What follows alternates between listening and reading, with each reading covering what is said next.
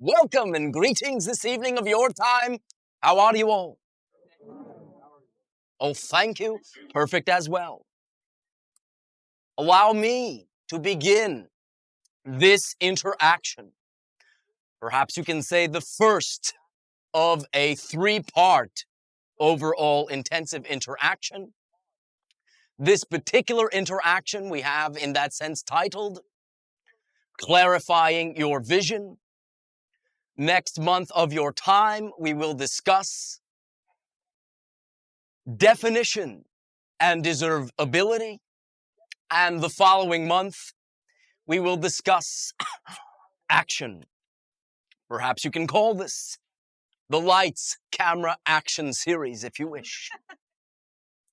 Therefore, we will now begin with the overall foundation. We have discussed many times that you are the creators of your own reality.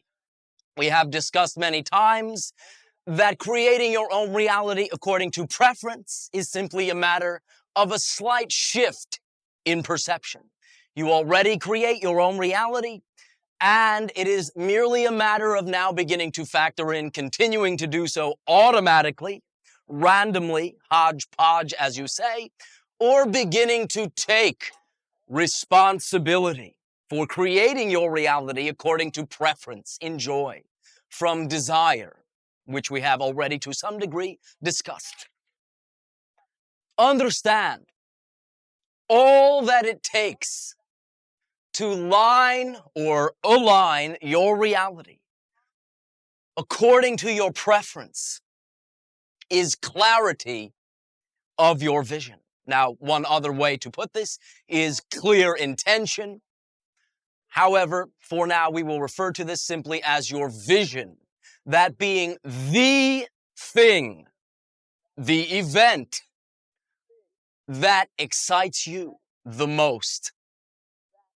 As we have reminded you, perhaps many times, though it is always the first time for us, your excitement is the direct indication of who you chose to be in this life.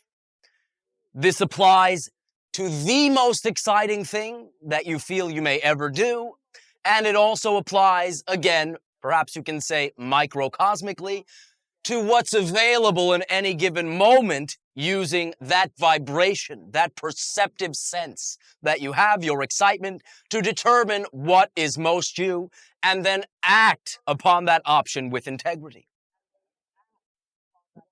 In this interaction, we will, for the purposes, once again, of alignment, focus more on the concept of the thing that excites you the most. Now, in general, we do not. In general, we focus your attention to the moment, to what's available in the moment.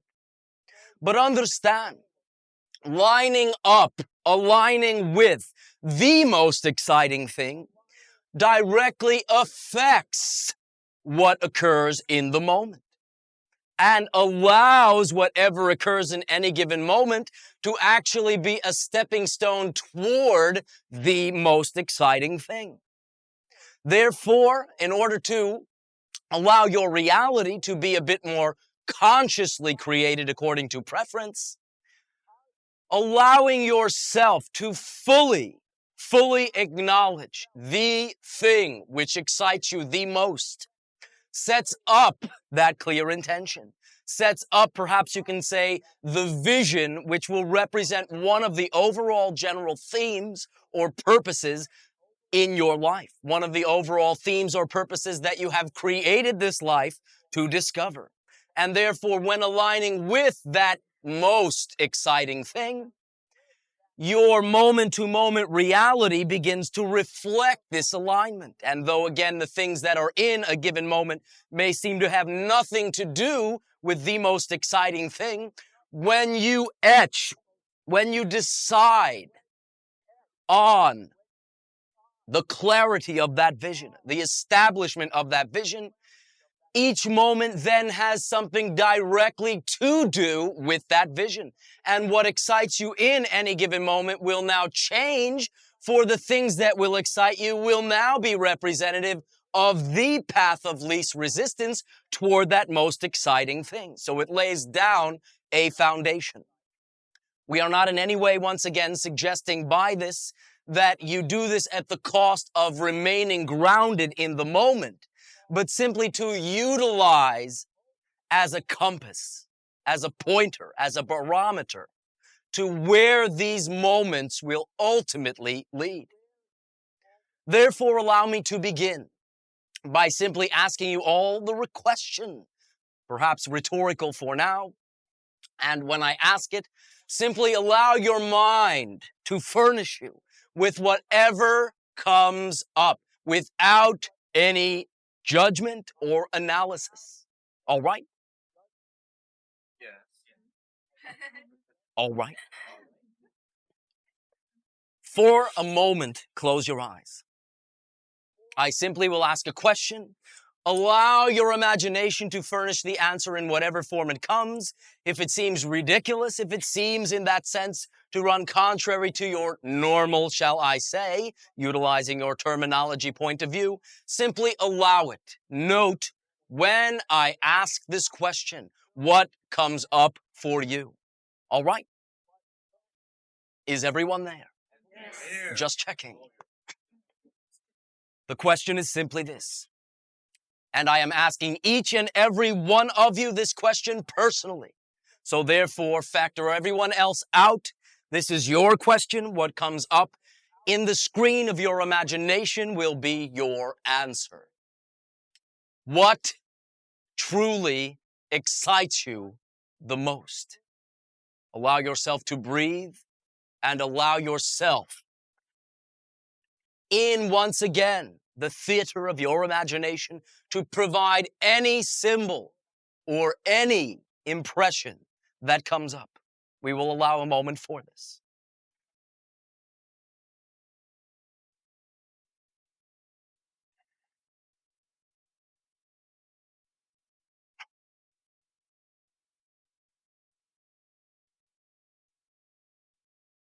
Time's up. Now, from time to time, in interacting with members of your society, not to draw any conclusions from this, not to make any generalizations, but individuals will simply say, well, I do not know what excites me. To which we will always reply, yes, you do. First of all, understand in no uncertain terms, you do know what excites you. When you say that you do not, you simply withhold your ability to access what you all already know. But what perhaps we have not shared is that individuals who would seem to not be privy to what excites them will generally withhold that impression from themselves for one of three general reasons. Number one, judgment of that thing by your society. Now, perhaps more accurately, you're buying into the judgment about the exciting thing that your society seems to heap upon it. For understand, it is never a product of their judgment which prevents you from doing anything. And never can their judgment even have any effect on you whatsoever until you match or create your version of their judgment in the form of self-judgment. Well, everyone knows you can't do that. So therefore, that will be one of generally three reasons that you will find that you will from time to time not allow yourself to access what excites you. So this is why we say no matter how seemingly ridiculous it may seem, when asking yourself what excites me, allow anything to come up. Number two will be something that we have discussed in some detail, which is a quote-unquote fear that you could not achieve what excites you. Again, I remind you that this is a paradox. The fact that it excites you tells you is the indication of your prerequisite ability to do that thing. So it is a paradox.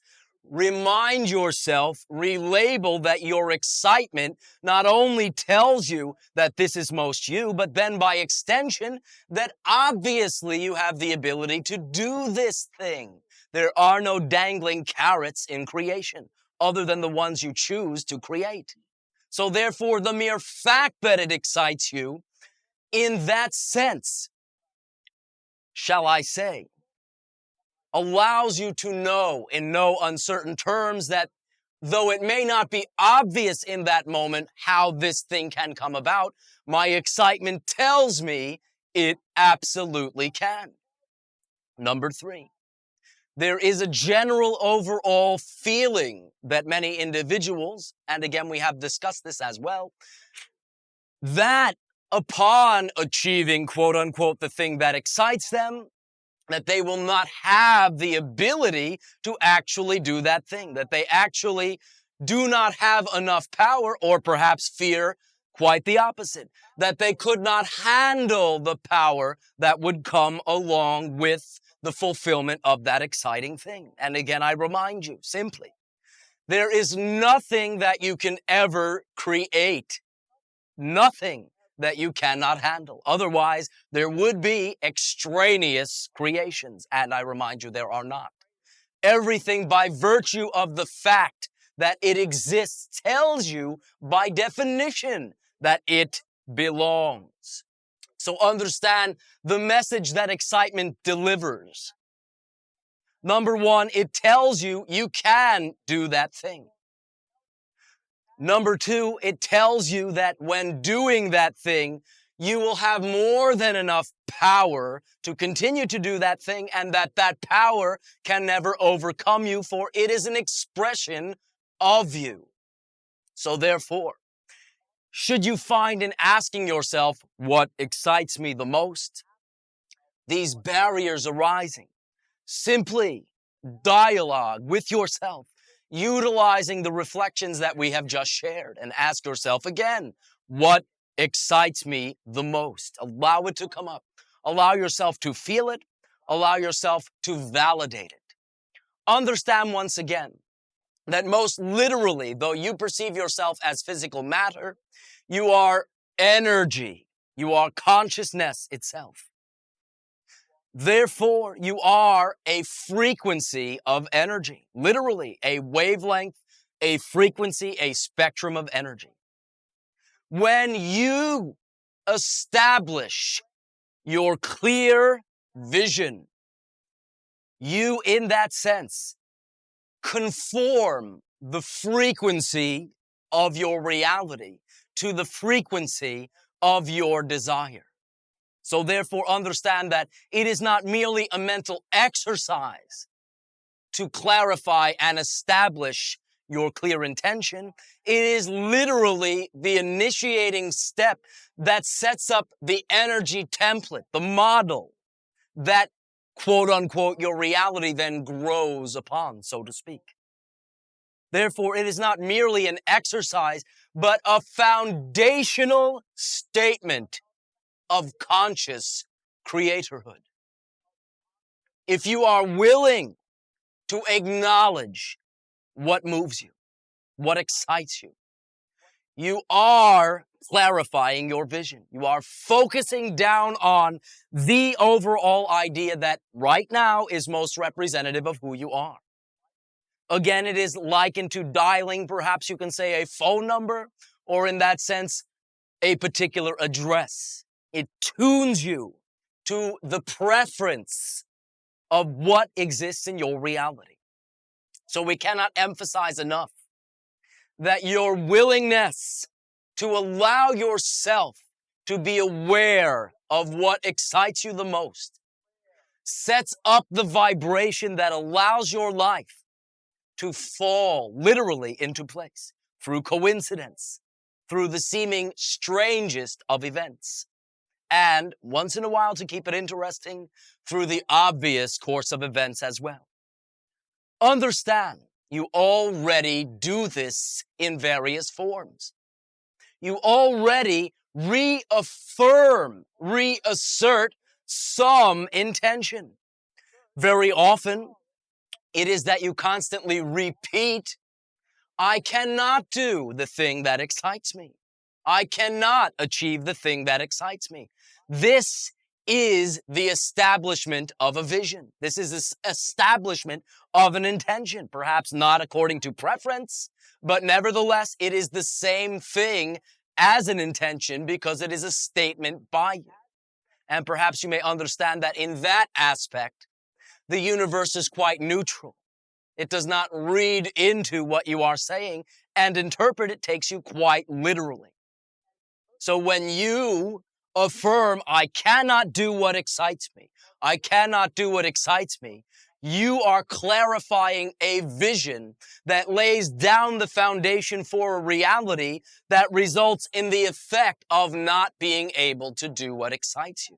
Brings the evidence along with it that yes, you cannot do what excites you, for that is what you are continually stating as your belief and setting up foundationally then again, emotions, thoughts, and actions correspondingly.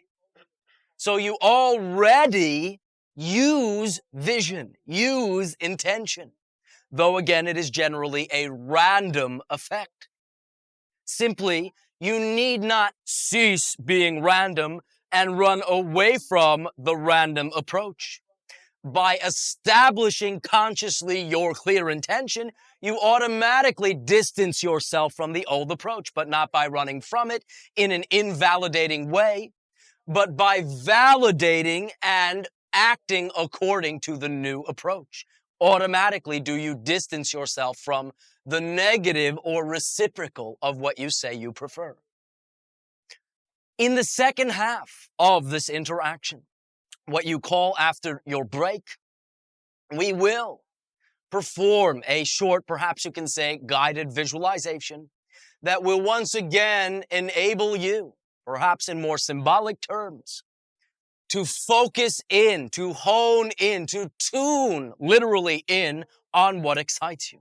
But first we will allow the settling, perhaps you can say, of some of the information that we have just shared in terms of what you create as impediments and in terms of your new way to address these ideas and allow your excitement to be delivered to you on a silver platter.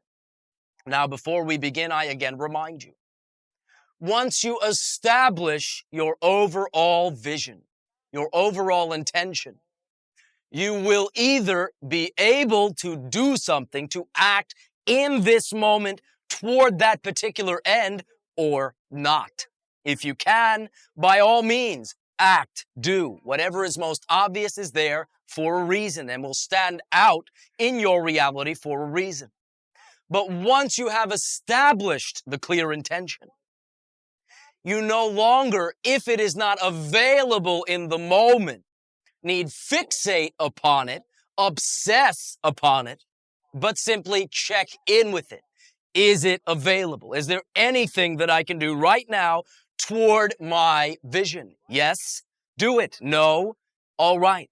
What can I do something about? And remind yourself, maintain that clarified vision and move forward from what is available.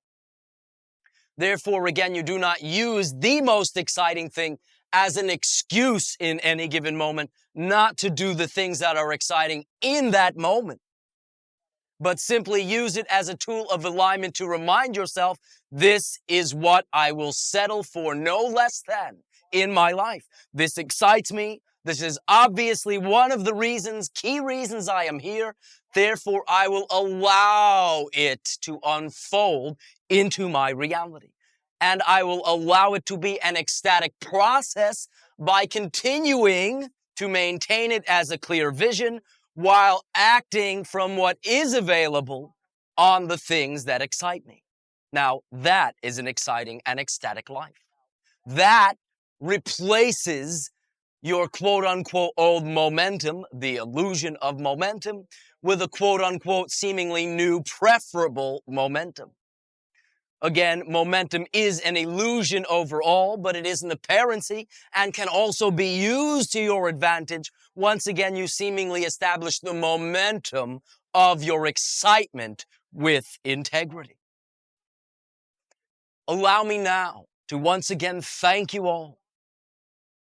It is not only an honor, but an ecstatic joy to interact with you, particularly now that you are on the cusp of a whole new understanding in your society. Many things are occurring. Many things will continue to occur. Many exciting ideas are just around the corner, as you say. And therefore, it is our joy that on some level, obviously, by the fact that I can communicate with you in this way, you have invited us to participate. Perhaps on the sidelines for now. But the idea is you would have it no other way. It is your game. And therefore, you make the rules and you determine the quote-unquote outcome, as you say. We thank you for your willingness to allow you to be part of our vision. For we are all truly related in the essence sense. We are very literally brothers, sisters, cousins, parents, children, in many ways, in many differing and different styles of relationship. Therefore, again, it always is an ecstatic joy to interact with you. We thank you for the honor. We thank you for the opportunity to behold your culture at such a time of transformation upon your planet. Due to this willingness, I ask you now how I may be of service to you and vice versa. Sharing. Ace. I'm so excited to be with you again. Oh, thank you. Me too. I believe we had an interaction a couple of weeks ago, mentally, All right. and You do not sound like you believe.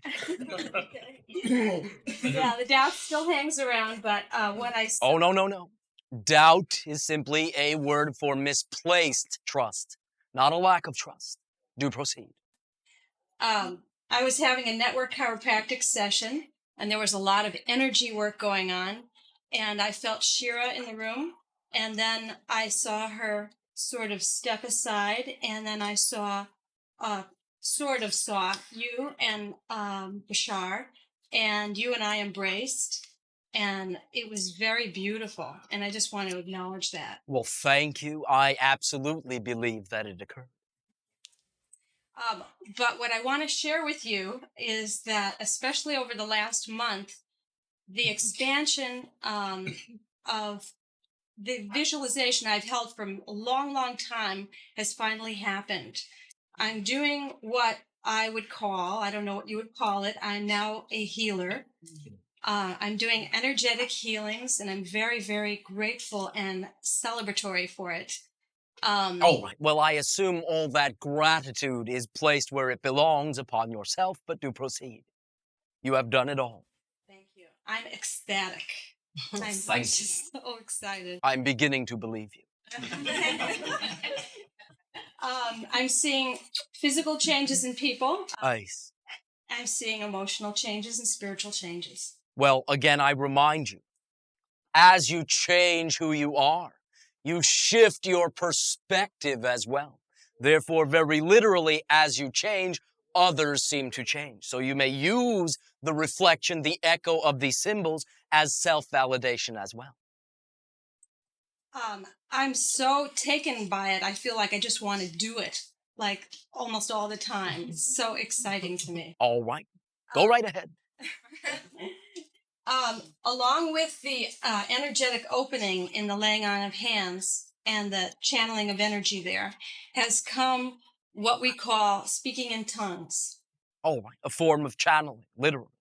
Okay, and I wanted to understand this a little more because I thought it was something that just happens once in a while, and since this is opened for me 3 weeks ago, it's really present all the time. And anytime I relax, and especially if I see something very beautiful, it's ready. It's just there. And I have control over it. I can subdue it, or I can allow it to release.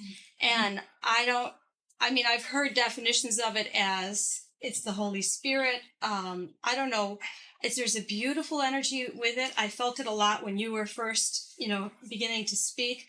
And now my vibration has changed, and I feel a real sweet connection with you.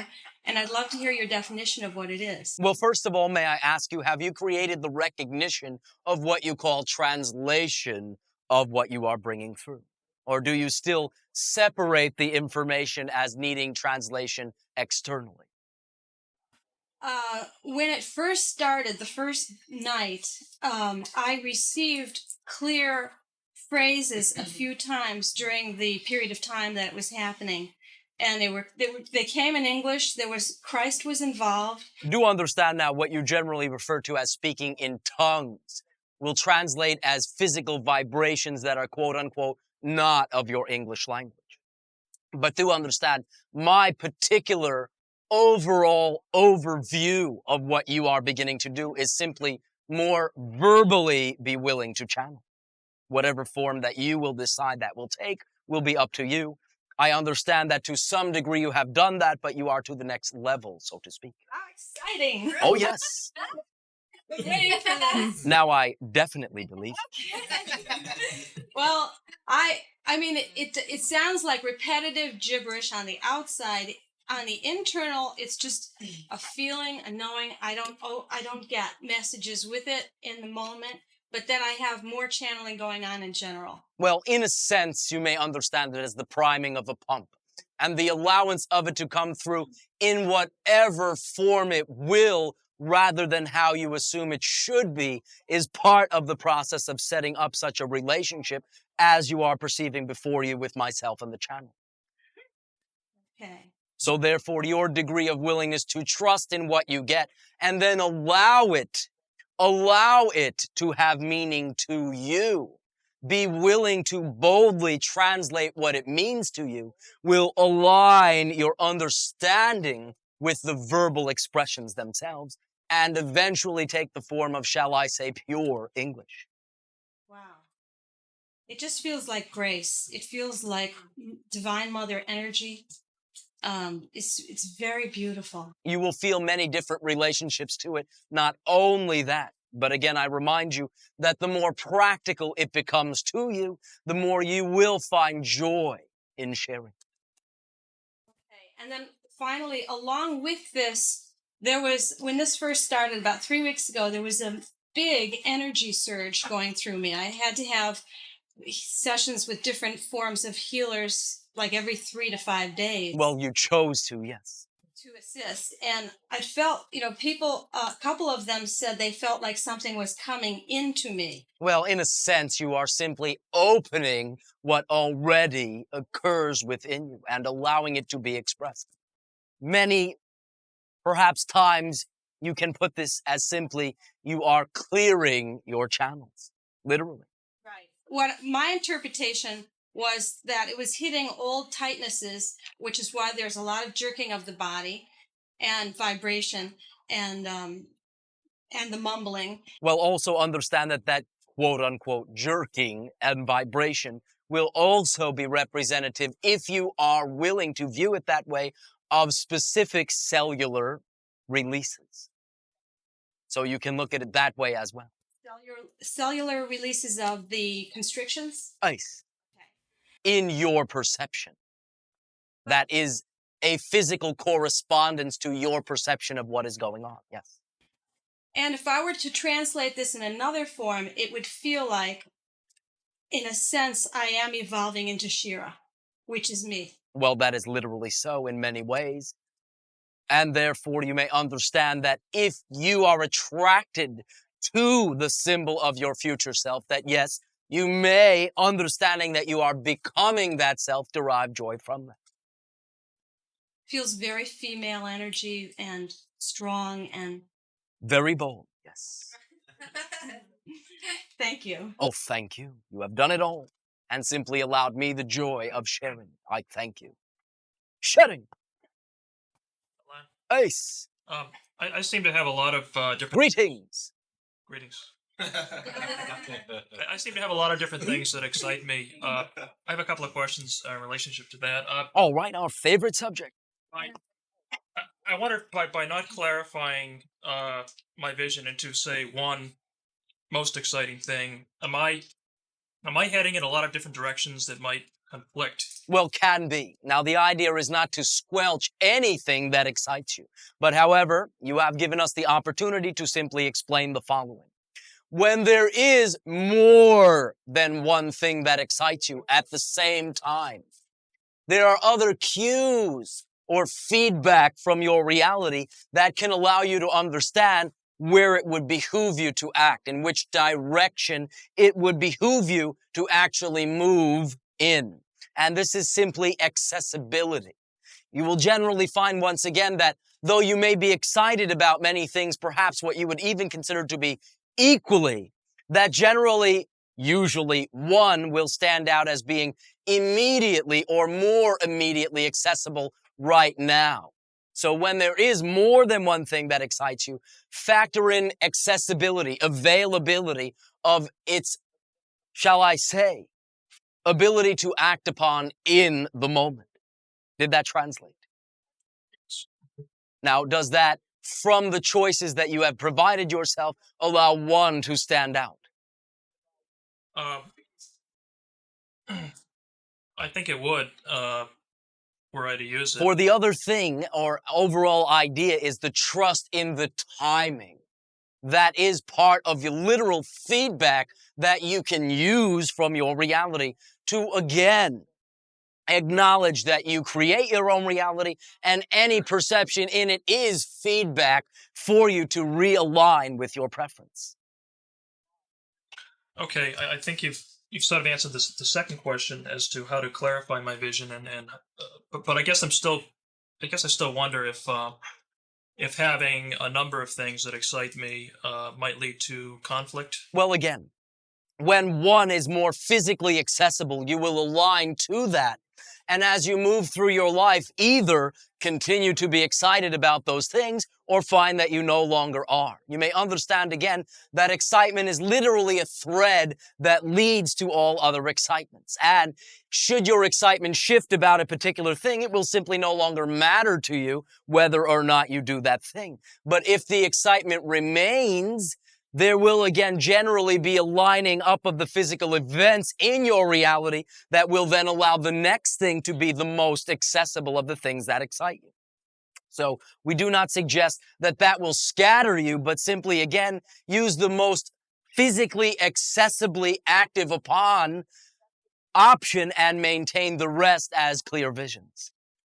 Is that of service? Yes, thank you. Oh, thank you. Shutting. Elan. Ace. Greetings, Elan. And to you. Thank you for coming. Thank you as well. How was your swim? Well, perhaps I will ask you how yours was. Mine are always ecstatic. If you decide to take a swim, do you land on Earth-Essassani, take a swim, and get back in your scout craft? That will simply depend. What you would call our mother craft would perhaps have what you call lakes within them. So there are differing options of how this is done. I personally, shall I say, prefer my planet itself when available. Given the two options, the planet will excite me more. Well, it hasn't quite gotten warm enough yet for swimming here, but it will be soon. All right. Have you yet had a memory of what I am speaking of? No, I haven't, All right. but I intend to. Happy trails. I'd like to ask a question. Well, all right. It's made a big difference for me to be aware of the fact that we see what we believe, and it's not the other way around. Well, again, often individuals in describing what you call your physical senses will refer to them as the windows to the world. But it is our perception that they are the filters that filter out 99.9% of all reality to give you some sense of finite focus. So your belief systems line that entire system, which is aligned to itself, and you literally see what you will expect to see. You literally create the evidence and perception of that which you believe to be most likely. That is literal. It also makes it easier to understand other people's viewpoints. Oh, thank you. That they're Absolutely. seeing what they're believing. And it then allows you to have compassion and not need to have pity for the ones who may choose less empowering viewpoints. It is simply that they too have the right and get to play out the results of their choices as well. And that is the degree of the overall unconditional love of all that is to allow everyone to do so. This is why we will generally address the notion of extraterrestrials coming down to save you as a disservice and not a recognition of your complete self-empowerment and right to choice. One more question. All right. Since everything is a valid viewpoint with a right and reason to exist, is there any such thing as a lie, a false perception, a mistake, stuff like that? Well, again, it is all arbitrary and a matter of viewpoint and perspective. There is what you would call deception, purposeful deception from one individual to another. We are not saying in any way that this does not serve purposes, but may not be, shall I say, the most integrated and above board way to do so. So it depends exactly what you are asking. Well, that answers it. Perhaps it is more semantics than anything. Yeah, okay. But what we mean is that if an individual believes something which would seem to not apply to anyone else, they will still live the result of it. For them, it is no lie. For the rest of the society, perceiving from their point of view, they may continue to only reconcile it in understanding that individual is lying to himself. So in one way, yes, there are no lies, but perhaps again, in more of the intentionful way that you separate your communications, by the way, not only from each other, but from yourselves, you can create this idea of deception. Okay, great. Thank you. And Thank you. Hatu, which means we love you in our ancient language. Sharing. Elan. Ace. Hi, Elan. Greeting. Thank you for coming. A few weeks ago, I was sitting beside a stream in a meditation for a period of time. Did you go with the flow? I did. It took a while. What was interesting to me were two things the point or the intention of the meditation was to see through the illusion of the separation from the stream and to see through the illusion of my separation from anything else that was around me. Well, this is literally a matter of identification as, or again, literally in this case, going with that flow. But do proceed. And I was instructed to listen to the river, to what it had to tell me, and it talked at great length about flow. And it kept talking to me about flow, and I kept writing it. And then I saw... And resistance, by the way, but do proceed. Yes, right. And I saw rocks split apart. I saw rocks breathing, getting larger and smaller. And I saw rocks split apart and turn and come back together. Do you expect me to find this at all unusual? No, I understood what it was. All right. I understood that the idea that a rock is just stationary and still and there's no movement in it. Well, there is, shall I say, an infinity of movement within it, but your perception is that it is not. And it is literally made, so to speak, of the same consciousness that you are, though it is a different expression, literally a denser conglomeration of consciousness. So what you are perceiving is the underlying consciousness within all reality. Nothing is outside this consciousness. Everything is an expression of it. Well, it amused me at the time to keep seeing this because it goes so contrary to the beliefs of some things that I've involved in. Well, not anymore. But the point, what I wanted to ask you about was, and what kept coming through also was the name Elijah for me. Over and over, I kept getting the name Elijah that day and other days. And I was wondering if you could expand on that for me. Simply access the obvious available literature upon your planet, read the quote-unquote stories of this individual, and glean why you have attracted such a story. It is quite obvious, and you will find within it many ideas, not simply one. But again, it is part and parcel of what we have already discussed which is the idea of you attracting appropriate symbology according to perfect timing. Therefore, your biblical literature would be the suggestion of where we would, in that sense, suggest starting. Thank you. All right. Thank you. Shutting. Ace. Thank you for stopping by today, Elan. Well, all right. I am not precisely stopped, but I understand the reference. It's been quite a month since I spoke to you last. By the way, upon my planet, when one says, boy, you're really in orbit, they mean it literally. When I was down in St. Lucia, there was just an endless stream of synchronicity and symbols taking place. Did you have a nice vacation? Yes. Did your reality crumble around you while you were away?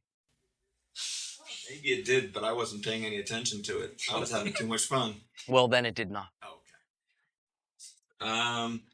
But a string of things happened relating to the now, which you told me to work on, and Oh, no. Never told you to work on anything. suggested that I might focus my Pay some attention to, yes. Thank you. I ended up climbing up a hillside because I'd gotten myself in a position where I couldn't backtrack, and I don't know, a few hundred feet up, my foot slipped, and there was that brief moment between when my foot slipped and when it landed on a rock a couple feet below that I was in the now very much. Oh, yes.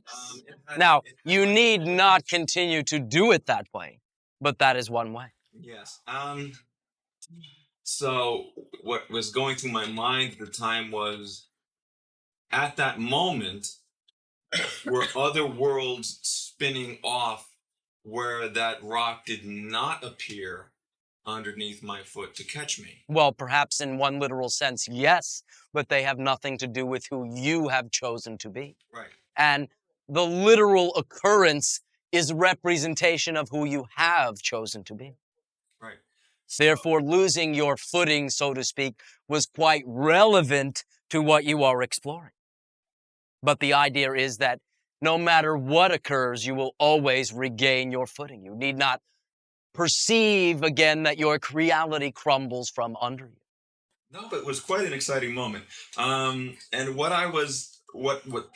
went through my mind was your discussion of choice, and that what I had in front of me at that instant was a world where the foot did not stop, and the body probably wasn't ever found again, or a world where the foot did stop, and I was able to choose Nice. between those worlds that have spun off.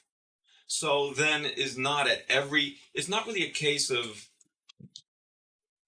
having to create the worlds that are spinning off. They automatically generate themselves, but you merely choose the path of worlds to link yourself to your destination. All right. That is one way to look at it, for sure. Well, I was just trying to clarify that for myself. So it's The point of the experience, or shall I say one of them, there will be as many points as you choose to glean once again, was you do have the choice, and that choice lies in the moment, in the midst of the event. And you made that choice and allowed that result. One of the things that I was that I was exploring down there is why I have such an enormous fascination for racing up hillsides. I think in that particular case, and the hillsides are not necessarily small hillsides either. I think in that case, there may have been a past life where I was trying to escape the carnage that was taking place on that very particular rock. But I don't think that that's the sole reason as to why I tend to race up mountains without even stopping for water or a breath many times. Is there some message that I'm supposed to be getting about the climbing of mountains? Because later than the next week, there was a very strong experience that happened in the same regard. Well, generally, that symbol, that literal occurrence will represent what you refer to as spiritual exploration. Ascending, perhaps you can say, into the spiritual realms. Now, in that particular instance, obviously it is behooving to keep your feet firmly on the ground at the same time. So it is an exploration of combining, not doing one idea at the cost of the other, simply the spiritual at the cost of the physical or vice versa. Therefore, that will be the embodiment of the, shall I say, marriage of physical and spiritual. The next week, I ended up climbing one of the pitons on the island and spent the night up there. It was the full moon in May, which I understand is often referred to as the Wesak festival in the Himalayas, and has supposedly an enormous amount of meaning to the Shambhala myths that I've been pursuing. Nice. And what did you create as an experience around that? Oh, thank you. I got up there, and the anecdote of the pen cap was hysterical. I have to thank you for that. And I won't go into detail now and take up people's time, but I can explain it later. But I was told in no uncertain terms to pick up a pad of paper and sit down and start writing. I'd have to backtrack for a second. The view from this peak was so spectacular. It was such a narrow needle sticking up out of the water. It was about 3,000 feet high, 2,800 or 3,000 feet high. And it was so steep that when you stood on the top, you could only see for about 10 or 15 feet in any direction. And then it just fell away to about 2,500 or 3,000 feet below. And the clouds were almost underneath you, and it was such a sensation of an island in the sky just floating above the world. And it was such an extraordinarily peaceful sensation that I just had these directions to start writing these opinions down, and it was extraordinary. Well, it still is. Now, how do you wish to continue to express that? Well, obviously, I've got a lot of writing to do. I did some automatic writing at that time, and it was very powerful. Now, perhaps also you may understand more literally, you have a lot of living to do as well.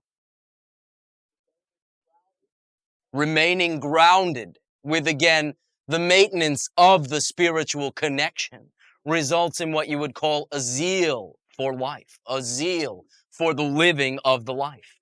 And again, if there is an overall purpose that perhaps you can say you all share, it is to be the best you can be. Though you are a multidimensional, infinite, and eternal being, you are a reincarnational being with your understanding of that terminology. You are at the same time only this you one time. Perhaps another way to put this is this precise you only has one life to live. Therefore, many of the approaches of your various philosophies need not be considered mutually exclusive. They are complementary. On the one hand, yes, you do live the one life as this particular you, but on the other hand, there is also the idea of continuity and reincarnation. So, living now, that is how. What can I do to facilitate my ability to receive these transmissions on a more regular basis? Well, first of all, by participating in clarifying your vision to some extent, you already have. But again, remaining grounded in the moment and utilizing the excitement in the moment as well, not only with the overall concept, is key and is part of living now. So allow yourself in no uncertain terms to clarify your particular vision and allow it to lay down a foundational template for you. Basically, I got the message that the vision that I've been thinking about quite a bit is not so much physical healing, but healing of the heart. and to try and do that through writing. Well, the healing of the heart can be expressed through writing. But ultimately, again, we are using your own colloquial language in that there is the necessity to heal, which is not our perspective exactly. But the effect that you are describing is simply through the acknowledgement of the emotions as they come up. Denial stores, so to speak, those emotions in, as we have referred to, a closet. But what we have not often shared is that where you will feel this experientially is the heart. So acknowledgement of all your emotions is the reinforcement of, perhaps again colloquially, the health of the heart. Denial is, in that sense, the constriction of the flow through the heart. And denial is often based on fear. Fear that what you are experiencing can overcome you, which again is impossible. Therefore, not only that you are feeling fear in a given moment, but the fact that you are feeling it in that moment is significant of the fact that in that moment, if you choose to acknowledge that fear, you can transform it. It is showing you the perfect timing. Each time an emotion that you do not prefer comes forth, it is your higher self handing to you on a silver platter a dated belief that has resulted in that emotion. So acknowledgement results in the uncluttering of the heart chakra. Denial, in that sense, would seem to congest it. And you will literally find what you call occurrences of heart attacks, so to speak, upon your planet, to generally, in one form or another, directly be the result of denial. This is not in your medical literature. Perhaps someday it will be. Thank you. The last thing that I saw when I left that island was a rather spectacular sight. It was about 2 or 3 o'clock in the morning, and I was looking out over the ocean, and suddenly into view behind the Piton came this enormous ship with its sails illuminated. And it is, I don't know if I'd ever seen a ship just out in the ocean with its sails very brightly lit. It was a rather spectacular sight. Nice. Also quite, again, symbolic Yeah. of the harnessing of the energy that exists all around you. There is nowhere to go. You are already always right there. And I think there's probably even more to be gleaned from that than what you just described. Well, we did not want to take all the fun out. Well, I think it was a message of an illuminated journey. Nice. And just beginning. So what was the firefly that then it shortly thereafter, almost immediately after, came in, made a quick loop around my head and then took off? Simply a momentary reflection or spark of your brilliance, showing you the degree to which you too can shine. If you will simply, and all it takes is agree with what I say and act that way. Thank you. Oh, thank you. I have done nothing. Shutting. Ace mail. Hello. Hello, Elan. Greetings. Just opened my eyes. They've been closed for a while. All right. Playing around with vision Have you clarified your vision, or do you still need glasses? I still need glasses. Whoa. I have a question. That last sharing kind of filled my sails, so I'm just caught me off guard. Whoa. In clarifying your vision, is it better to look at the final goal, or is there can you set a goal in between? Well, again, what you are referring to as goals in between may come up, and we do not suggest you squelch them when they do, but simply allow whatever is now occurring to you to be obvious. You need not look or search very hard for what excites you. It is constantly right there saying, look this way. So it's okay to visualize the maximum experience. Well, again, not fixating or obsessing upon it, simply etching it into the blueprint of your life. All right, that's clear. All right. We are clarifying your vision. Yeah, and I'm excelling at it. I feel very clear about it. Well, you all are, and understand, being that in very many ways you are moving together, not to take anything away from your individuality, you will find quite a reinforcement, or perhaps you can say supportive atmosphere from each other. So, okay, I'll go with that and see what happens with the vision afterwards. Whoa, The visualization afterwards in a second. we thank you. I do have a comment about, I've been really into this triad. I've been so aware of this so-called triad, which encompasses Earth-Essassani, and Sirius. And you call that the Sirius Triad, right? Well, no, we call it the Earth-Essassani-Sirius Triad. Understand that it is equally comprised of all, and therefore would be, in that sense, a disservice to only ascribe it to one source. Okay. But again, it is simply symbolic, and perhaps will have little to do with your daily life. No, I know that.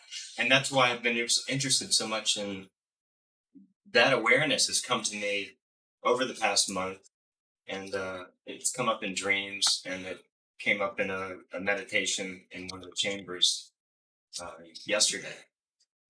And I'm interested in how it's reflecting on myself. I mean, I'm in this conversation with you, and then this collective energy of Sirius, and which is a lot of fun. And Well, very energetic, shall I say. Perhaps one of your colloquialisms that will suffice when, in that sense, allowing one to be aware of interacting with that energy is fasten your seatbelts. yeah, because I went into this chamber yesterday during the day for about an hour, and I just found myself, being led to this meditation and seeing the triad, and I felt this serious energy there, and the name Siskine, which is their energy. Well, it will, in that sense, relate to what you call their mass conscious Christ consciousness. Like ours is Christ, and yours. Ice. And the name will simply then depend on the civilization's translation of it. And so when we can tune into your so-called phone number with a triangle, and all these other societies have their own little symbols. Well, again, simply how you feel when interacting with me is the most powerful attractant. How do other societies feel when they want to tune in with us? Well, the point is, how do they feel to you? Thinking about them, in that sense, pondering about them brings up a feeling, and that is the phone number itself. So in this meditation, I did a lot of things, but one of the biggest things was I created this door, and it was a golden door, and there was this white light creeping through the edges of the door, and I said, okay, I'm going to open it. And I opened it, and it was this just surrounded by, creation of white light, which was beautiful. And I stepped through and in, and slowly faces emerged out of the white light.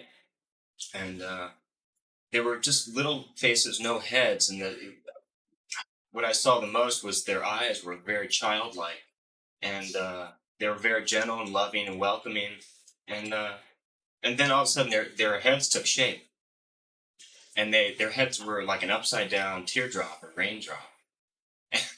And I don't know if this was serious of that energy or what, or why does it matter? Well, perhaps, again, one of the points is that you have established communication directly. They will, in general, present themselves as a mass consciousness, though from time to time, for particular reasons and purposes, may seem to appear as an individual. Any physical descriptions that you are getting impressions of would literally be remnants of their ancient history according to your own time frame and flow and stream of time. So therefore, again, perhaps it is a past, so to speak, impression. If you wish for a symbol, what you call 3 dots spaced in what you would call the points of an equilateral triangle, 1, 2, 3, in that sense, would represent that particular vibration. For though your scientists now assume Sirius to be a binary system, they will soon understand that it is a trinary system.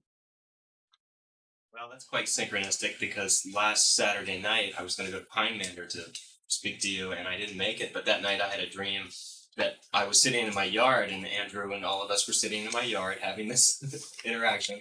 And Which, by the way, when you create such an experience, is a literal experience. And you will find if you ask the physical channel from time to time, he will dream of, as you call it, channeling sessions. yeah, it was great. And so we were there in my yard, and we were having a session. I didn't need to go to Pine Mander.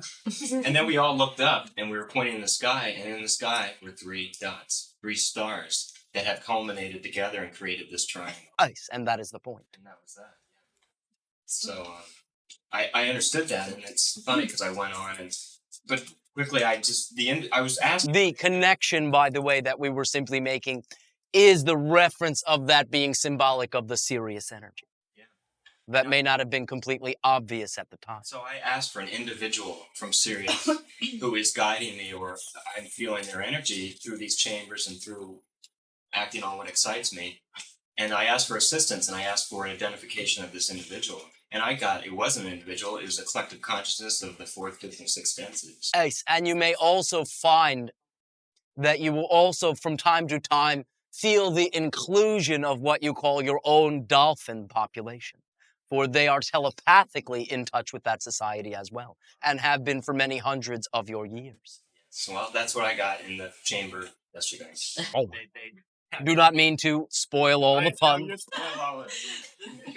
what I got. It said, Dear James is what I heard, and I heard this very gentle Christ-like voice, and it said, what you seek is in the oceans. It's go with the dolphins. Well, one of the things. Whales. Right. I mean, the idea again is that is not all that you seek, but we understand. No, but I know. I just took it as like there's information. I can receive a lot of information directly. The first alien species that your civilization can contact is in your own backyard. Yeah. And that, in very many ways, makes your planet somewhat unique. Now, not that this does not occur at all, but in general, you will not find 2 so divergently different sentient species upon the same planet. Yeah, so particularly ones that, in this case, do not necessarily even recognize each other. Now, to some degree, they recognize you more than you are willing to recognize them societally, but this is changing. Now, the reason I'm doing this is I feel the Sirius energy is linked through a Native American energy, and then I come up with the spirit of so-called Manitou, if you will, at these chambers, okay? And it's important for me to access this way, I think, because I'm so aware of the spirit there that I went to a video there a few weeks ago, and I had this major equipment problem, and I feel like I'm being what? Equipment problem. An equipment what? Situation. Oh, well, thank you. Equipment situation that 2 batteries died immediately. Tripod fell down and broke. What I didn't do, I didn't really pay homage to the spirit. I didn't, I'm so aware of it that I didn't really have a greeting or any sort of meditation. And that was interesting. Well, you need not be that rigid and assume that what you are communicating with is that rigid, but you may understand simply, keep it simple, that was simply not the time to film. Yeah, it wasn't. So therefore, did you then reground yourself to what was available or lament about your camera? No, I went with it and looked at it as, well, this is synchronistic. I'll go home and think about it. Oh. Yeah. I found out that I needed to do something else before that, which was, taking another avenue on this project. It wasn't just to go running out and shooting. All right. We thank you. Yeah. Shutting. Ice. Female. I have a couple of things. All right. One is, I do have a vision. My vision has these 2 parts to it, though. Well, how exciting. Multi-part vision. And, one for each eye. Right. And I don't know if I guess they're related to the other, but so I've always had this vision, so I feel real good about that. But what's happening to me, or what's happening to me, how it's interesting. What you are creating and expressing in your life is? A lot of old stuff is coming up from the bottom of the dredges, I guess. Well, all right. That is one way to look at it. Another way to look at it is to embrace it all as anew and relevant to this moment, to be transformed in this moment without the weight of the baggage of the historical aspects Yeah, of because I can feel it. Because what happens is when I do that, my whole body gets exhausted. Well, understand, it is not the same old thing literally anyway. It is a new thing, perhaps quite similar to something you have already experienced, but until you give it the continuous label of being that old thing, it has much less weight, and you can simply isolate it. This is new, right now. Who am I right now? How do I think about this right now? What am I acting like right now that represents this, and what would I prefer to act like? And that is the bottom line. I again remind you, any belief that you are expressing, obviously you also contain the opposite belief. You contain all beliefs. So it is not a matter of anything but which one are you acting upon in that moment, which is always quite obvious when you look at it that way. So do you allow yourself to feel these emotions as they come up?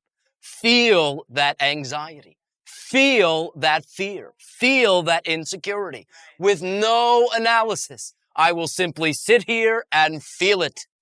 Then, when you get to the end of that process, the analysis will bring information that will assist you. Yeah, I think I'm doing that, and then I hit resistance to doing it. Well, the resistance generally is in the form of saying, all right, I've had enough, back into the closet, where it then, perhaps you can say, gets quite nourished and comes back quite large. Right, last night it came back. I had a dream last night. I woke up screaming out loud, help me, help me. And my mother woke up and everybody was up and I jumped in bed with my mother. I mean, I was petrified. Well, all right. Obviously, you were not petrified. You moved into your mother's bed.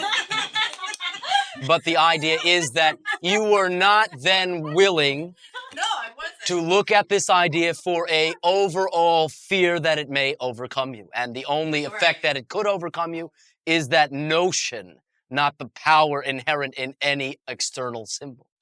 But the dream was, I had this person with me, this little child or something, and I was trying to hold it, and then something lifted me up from the ground, and all these other beings were on this island or something, and they lifted and they tried to take me and lift me up, and it petrified me, and I just screamed out and woke up, and Well, you woke up and then ascribed the symbols as being something happening to you. Right, I again remind you that the small child was you and the beings doing the lifting were you.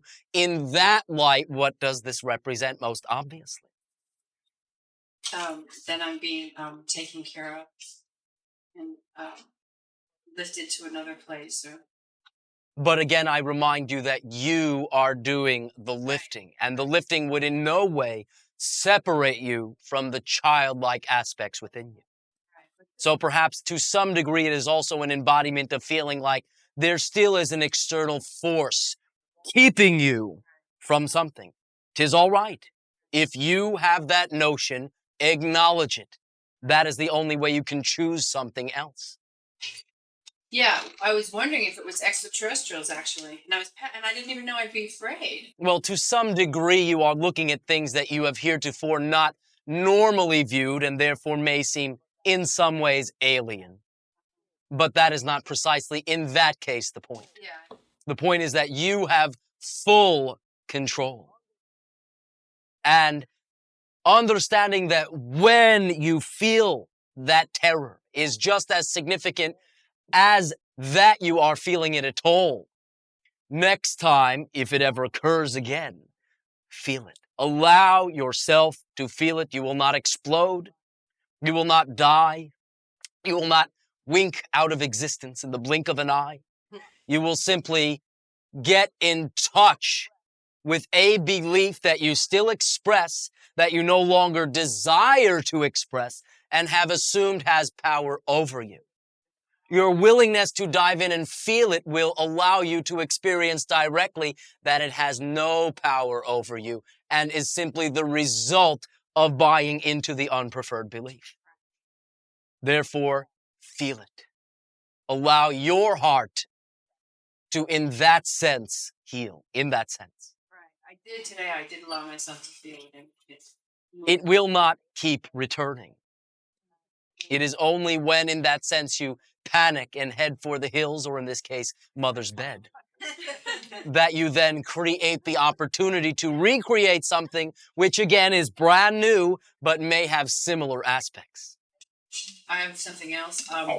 And part of my excitement, I'm doing a workshop in a couple of weeks that I'm very excited about, and it has a lot to do with parts of us that we've hidden away that we don't want to come out. So this is obviously very apropos that I'm doing this workshop with the man that I'm dating from Atlanta, and I'm really excited about it. And things are going really well, and I didn't bring any flyers here or tell anyone, and I forgot. And I don't Well, know you why just I did. that.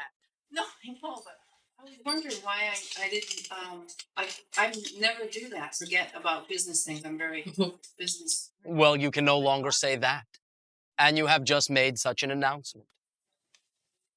I guess I was reading more into it than like that. Maybe I thought I didn't deserve to do the workshop or something. Well, do you or don't you? No, yeah, I do. Well, that is all there is to it. You do because you say you do. And any part of yourself, quote unquote part, or choice within you that says you don't, simply say, so what? Go away. Now I am being facetious, for you cannot get rid of it. But the idea is you can choose, thereby seeming leaving the other choice for someone else. Is that of assistance? Yes. We will share again. You may all enjoy a short break. All right, I'll say, close your eyes. Become relaxed in your seats. Standing if you prefer. Take 3 deep and loving breaths with me now.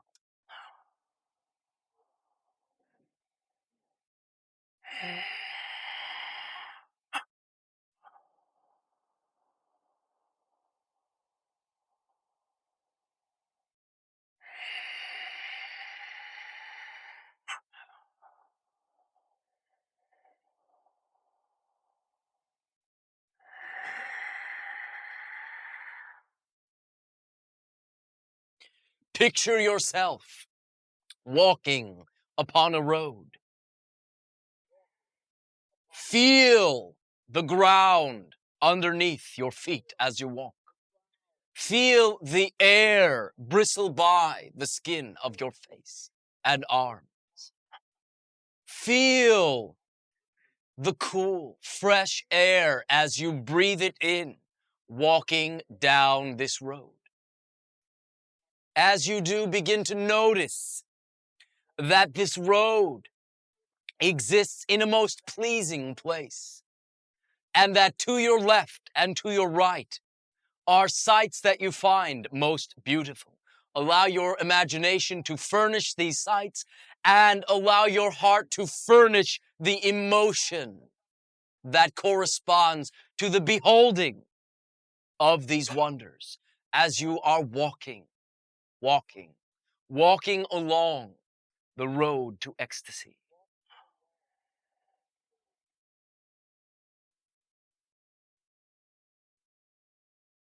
Notice the smells, the sounds, the sights. Notice, as you say, the wildlife.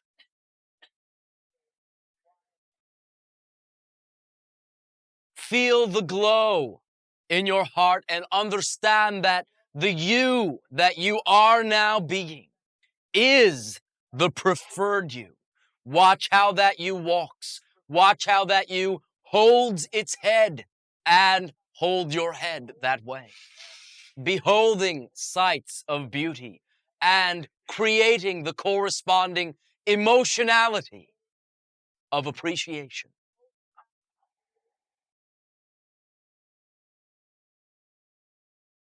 Notice off into the distance a doorway. As you come upon a structure, a building, allow your imagination to furnish the form in which you behold this building. It is still quite often to the distance. Notice and continue to appreciate along this path the sights and sounds that you are beholding.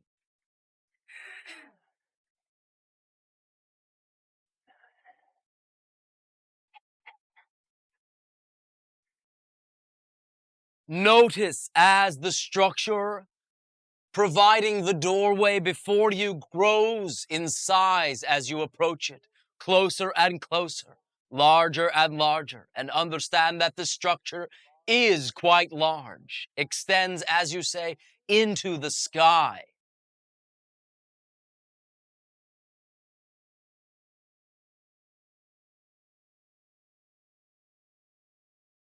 As you, prior to entering this structure, scan upward, notice in whatever form that it presents itself, at the peak of the structure, any idea, any form of what you call antenna, and notice, in that sense, its shape and orientation.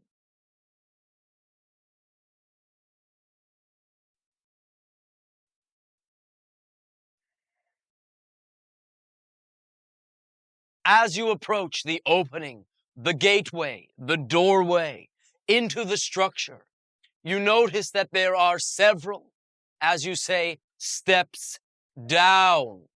And as you approach the doorway, you descend down these steps into what you perceive to be a main room in the center of the structure.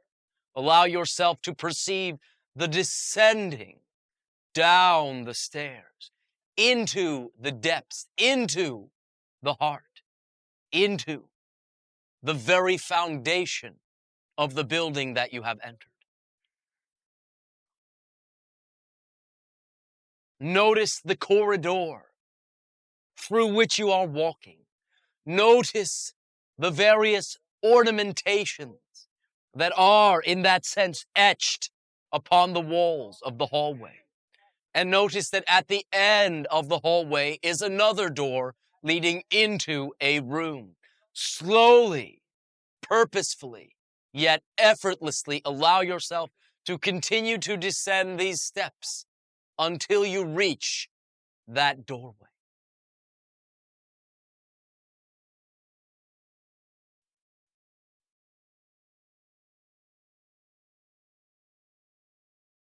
As you enter the room, once again, centrally located within the structure, you will notice that there is a chair. Before that chair, there is what you call a table. Upon that table is what you colloquially refer to as a television set. That television set simply has a wire that would, in that sense, ascend upward, and you understand that that wire connects to the antenna that you have created atop the structure. Allow yourself to approach the chair. Sit within it. Notice the features of the room around you. Notice the walls. Feel the floor beneath your feet. Notice the ceiling above you. Notice its shape, its size. Notice, as you say, the scent or the smell of the room. Breathe deeply as you sit in this chair and relax.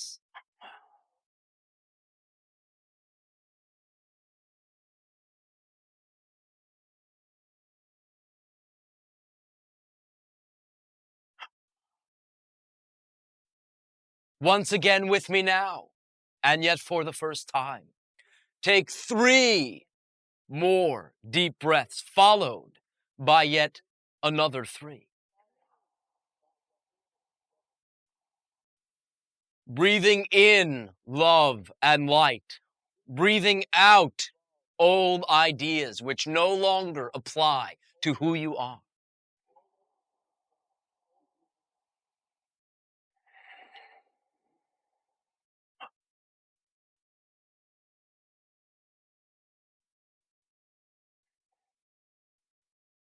and 3 more. Breathing in knowingness, breathing in self-validation and excitement, breathing out self-judgment.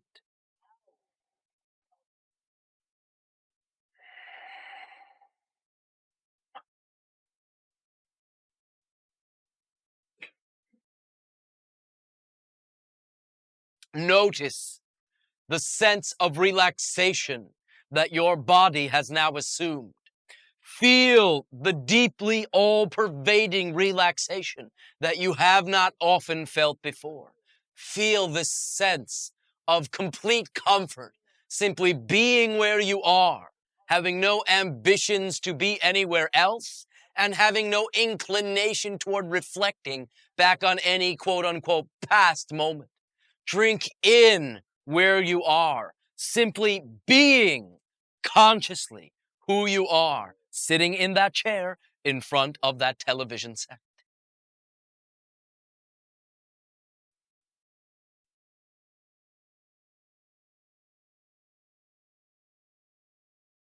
Now understand, you are within the depths of your own beingness, extending into the heavens, yet firmly grounded in your reality, as symbolized by the descending steps into this chamber.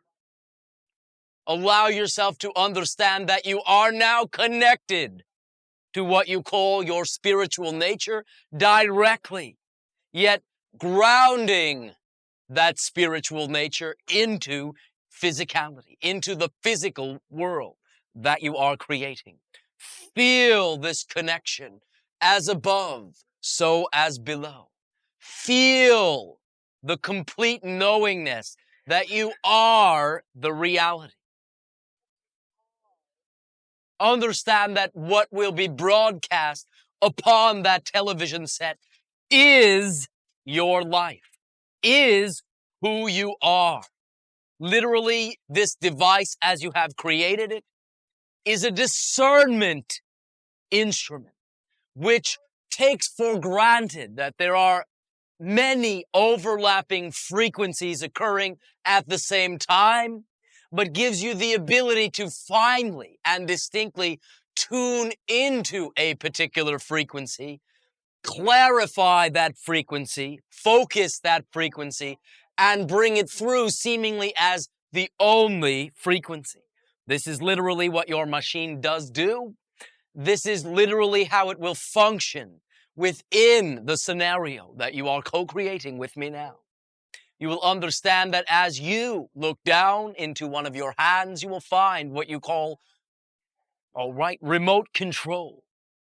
But you will understand that what this set is tuned to is your excitement, is your vision, is your intention. Understanding this, each and every one of you, in whatever way you choose to create it, turn on that set and allow yourself to see your vision.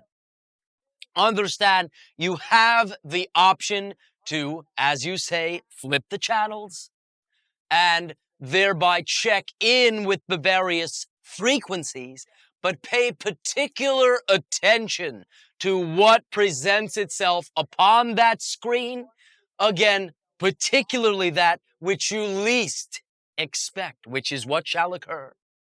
And as you are flipping through the channels, as you say, notice the tone of what you call the programming. Notice the overall emphasis of whatever scenario or quote unquote show happens to come up. Take some time, create some time, and as you say, flip through the channels.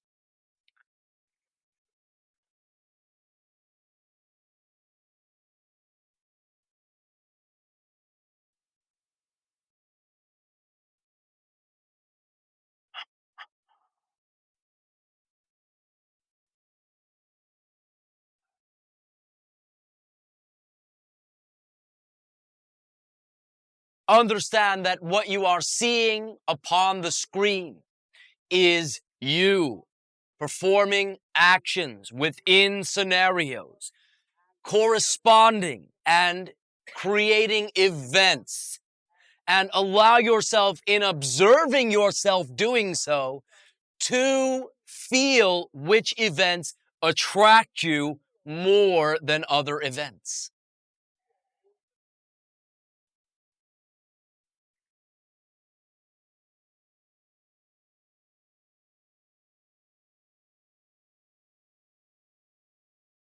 Remember that as you are, again, flipping your channels, no one is judging you. Therefore, grant yourself that same respect. Any show that happens to present itself upon your screen is all right in that sense to watch. Also understand that anything that you are performing within that scenario shows you, by virtue of the fact that you are seeing yourself performing it, that it is something completely within your capability. Also, as you see yourself doing that thing, also remind yourself of the fact that you obviously are displaying that you can handle all the power and responsibility that comes along with the playing out, with the expression of this idea that so excites you. So feel this and allow yourself to once again focus in on, perhaps now beginning to narrow down your channels to but 2 or 3 events, or 2 or 3 overall ideas that you find most exciting.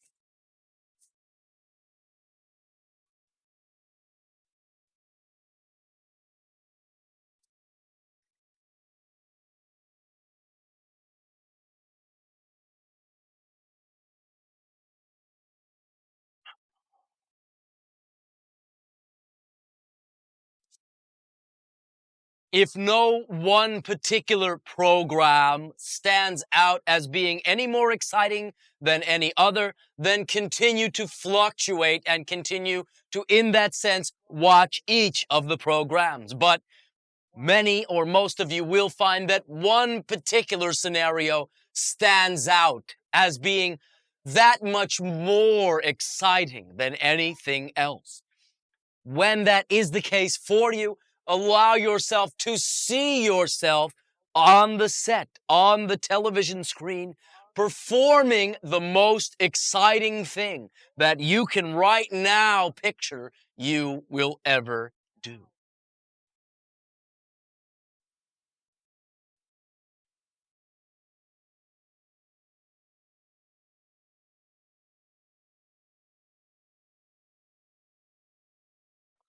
As many of you will sometimes do, allow yourself to, as you sometimes say, live vicariously through the image you are seeing upon your television set. Absorb yourself in the show, still for now maintaining the separation, but emotionally feeling the joy that you feel when you watch a particularly pleasing program.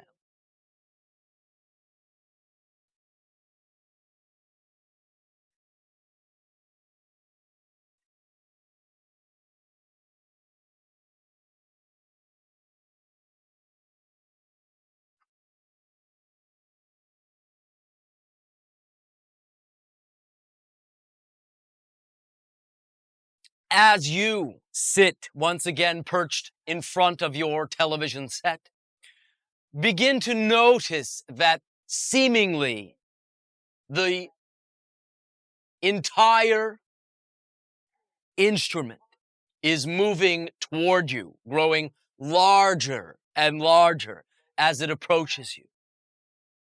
Understand that perhaps it was much farther away than you had at first imagined, and is far larger than you first imagined. And as it approaches you, you begin to understand that you are not watching something occurring behind a screen, but you are watching a scenario through a window or a porthole that now is approaching you and coming into your physical proximity.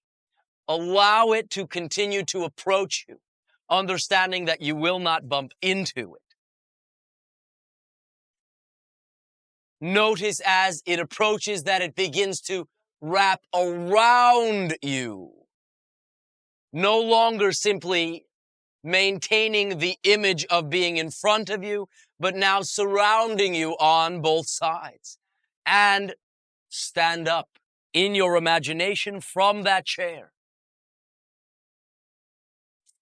Picture, if you will, the screen now wrapping around you, coming to a complete circle and back of you. So now you are surrounded 360 degrees on all sides by the image and are literally now within the image, no longer separate from the image.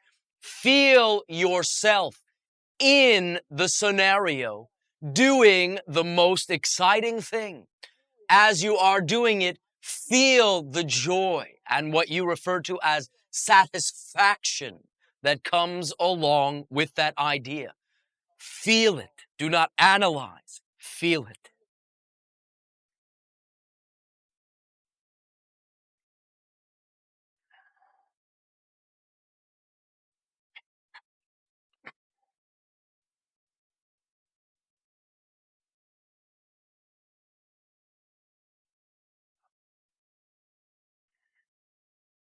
Notice any unexpected happenings within the scenario.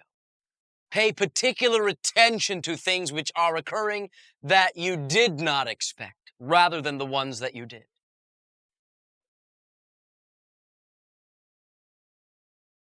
And continue to feel the joy of the identification of being the you say you prefer to be.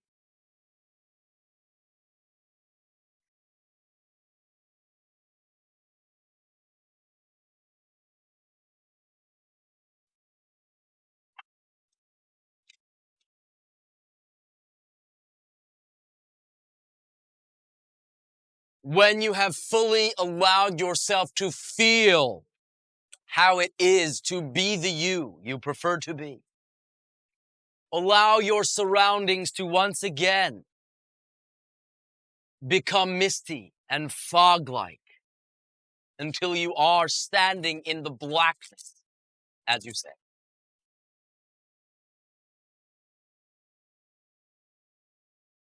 As this blackness subsides, notice that you are once again within your seat, within your room, upon your planet this evening of your time. And allow yourself, at whatever pace is most pleasing, to breathe deeply.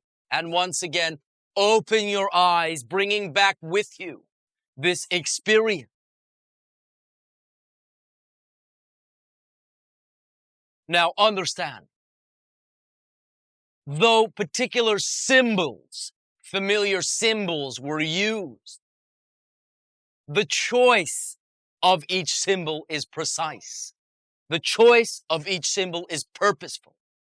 You have preconceived ideas of many of these symbols, and therefore we merely played with you, utilizing the symbols already prevalent in your society. But this is far more than simply an exercise. It is literally a form of alignment.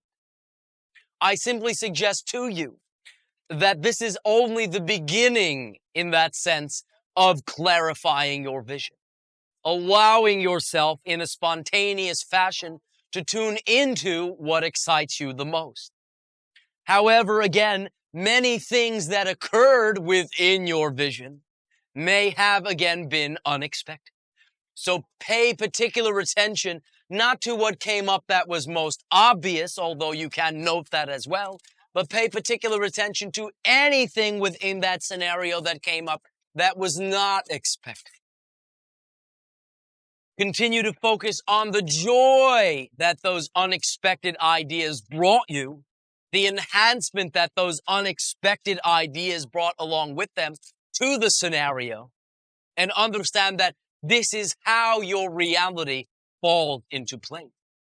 As you clarify your vision as a clear intention, round and about you does the reality begin to conform. Round and about you does the reality begin to fall into place to allow you to experience that vision. But it will often do so in the most unexpected of ways. And that surprise, that unexpected direction is just as much a part of your creatorhood. For it is literally one of the reasons that you have created yourself as a physical being. One of the reasons that you choose to forget your totality and focus on what ultimately would seem like a minute portion of yourself. And this is, again, not only for the experience itself, but the joy of discovery within the playing out of that experience. Very often, many of you will lament that things are unknown.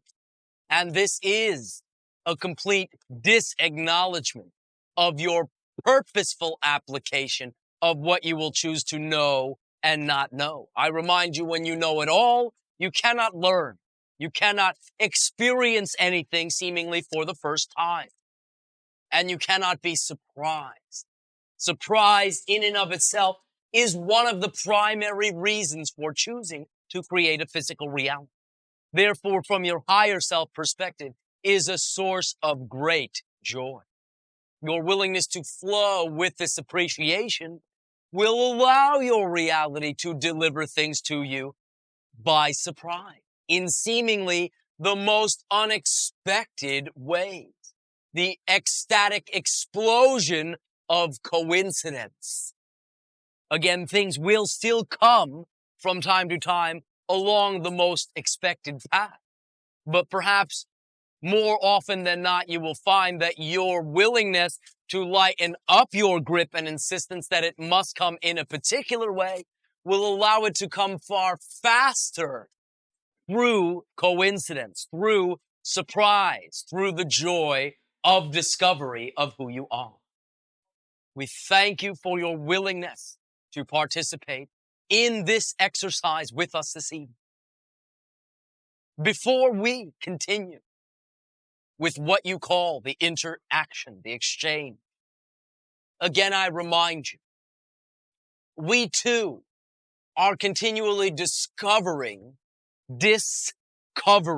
uncovering who we are as well. And the process of utilizing your communication as a reflection enhances us in ways that are not immediately available upon merely the experience of our planet itself. So I remind you of this to thank you for your willingness to share with us, which brings us more growth than many of you will assume. We are all equal in the eyes of all that is. We are all equal in our own eyes. The differences are as fascinating to us as the similarities. We thank you for your willingness to co-create with us in this way. And once again, resume with shutting. Ace. Oh, thank you. And thank you for You as well. still a little bit in the meditation. All right. What did you receive from yourself within that meditation? Well, the image that came immediately. Before you proceed also, tell me what you perceived that you expected, and tell me what you perceived that you did not expect. Okay. I've known that for some time, for a few years, that my intent or my joy would be in doing the tours to the sacred sites. And the image that came to me immediately was, I was very, very happy. I was standing on the steps of a pyramid, and I was with a group, and we all had our arms wide open to the sun. Okay, so that and that was nice. Part that I didn't expect, when I was first turning the television, I saw parts of several lifetimes. One of them was as a queen. I saw myself from the front. I'd seen myself previously only from the back, and it was Dutch, and it had to do with the exploration. I think it has to do with Bonaire, one of the destinations that I have right now. And I guess that was a surprise since I was just, flipping through some of those channels. Well, we have also suggested to you that you are the teacher as well, and will now call upon, perhaps as well, some unconventional sources of your own knowledge and experience. Like that, you mean? Well, all right. I wouldn't think of something like that. Well, the point is to keep your eyes out for what you would not normally think of. That has as much significance as the obvious does.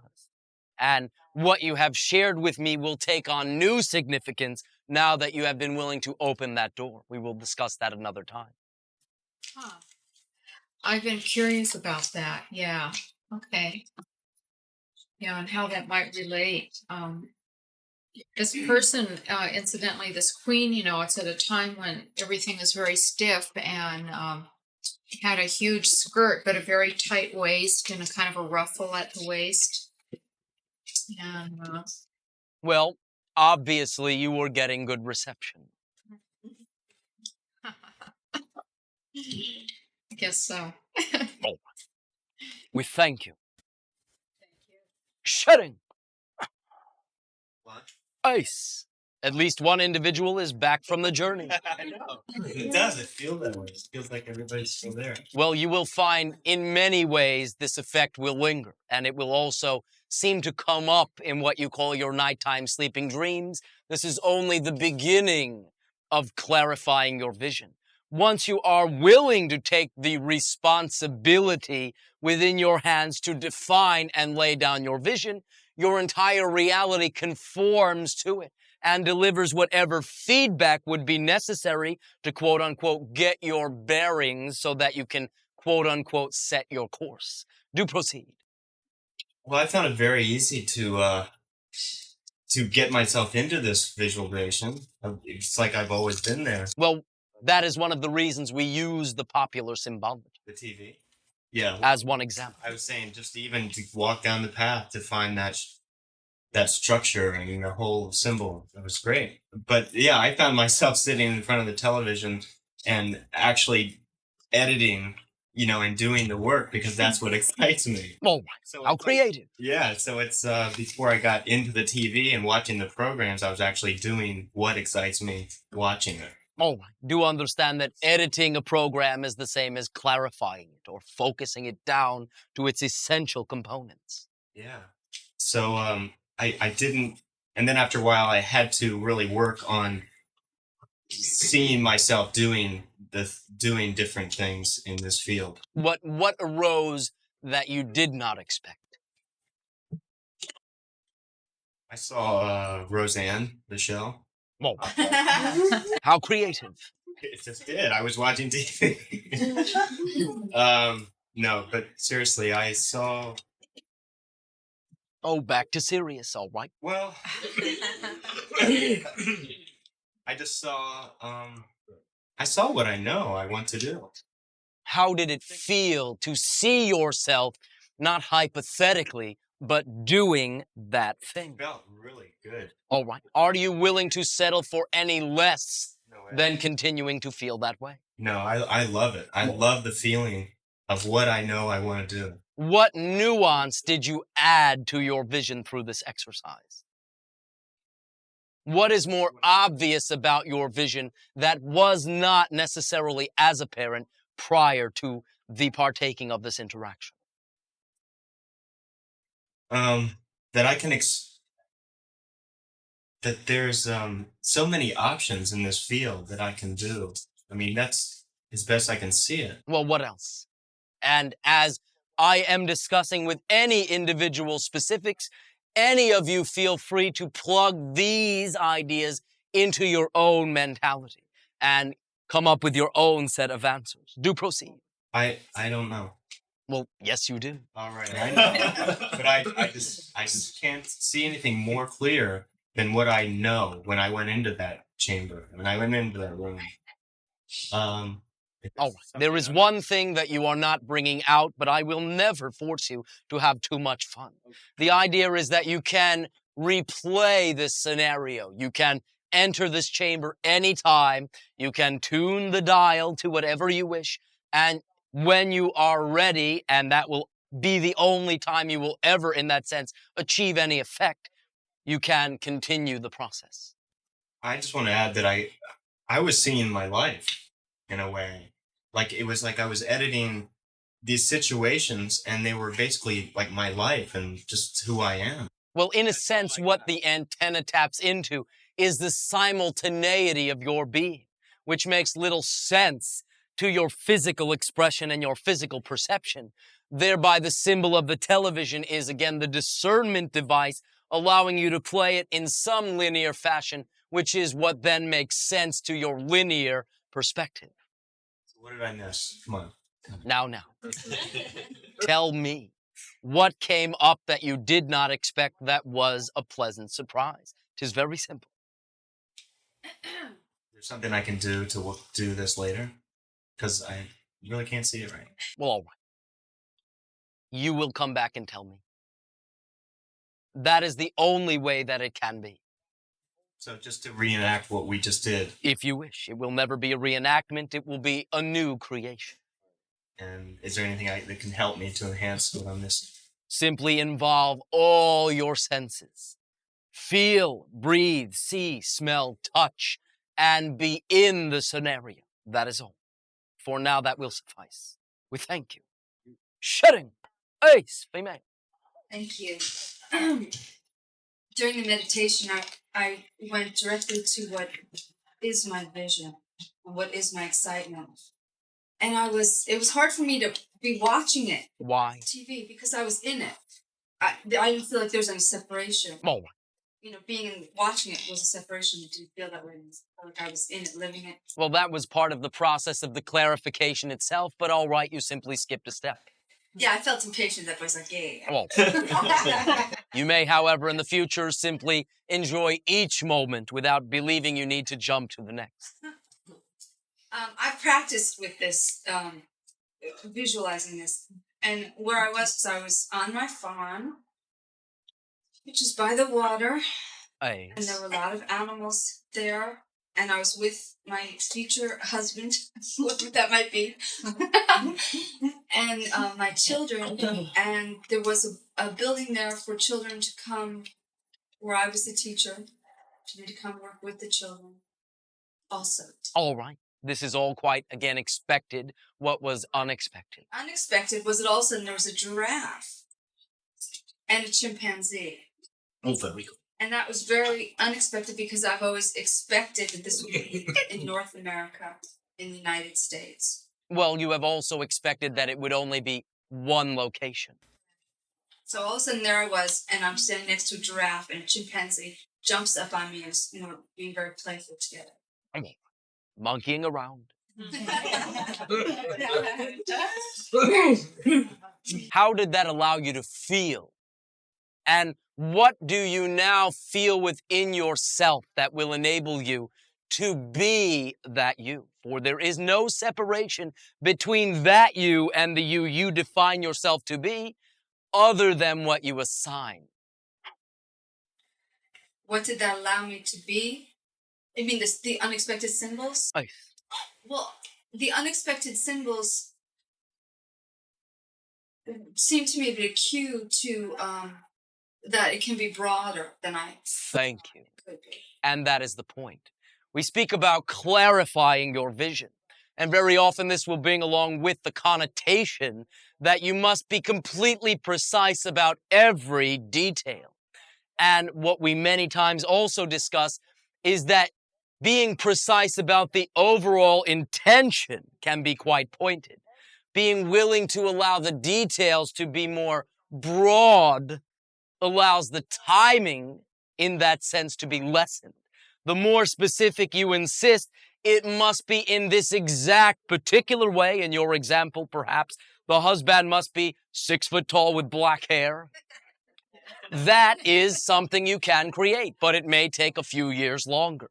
If you are simply willing to trust that you will attract the one no matter how he looks, and again, this is simply an example, you will allow less necessity for the creation of time to fill every particular nuance and insistent, shall I say, expectation.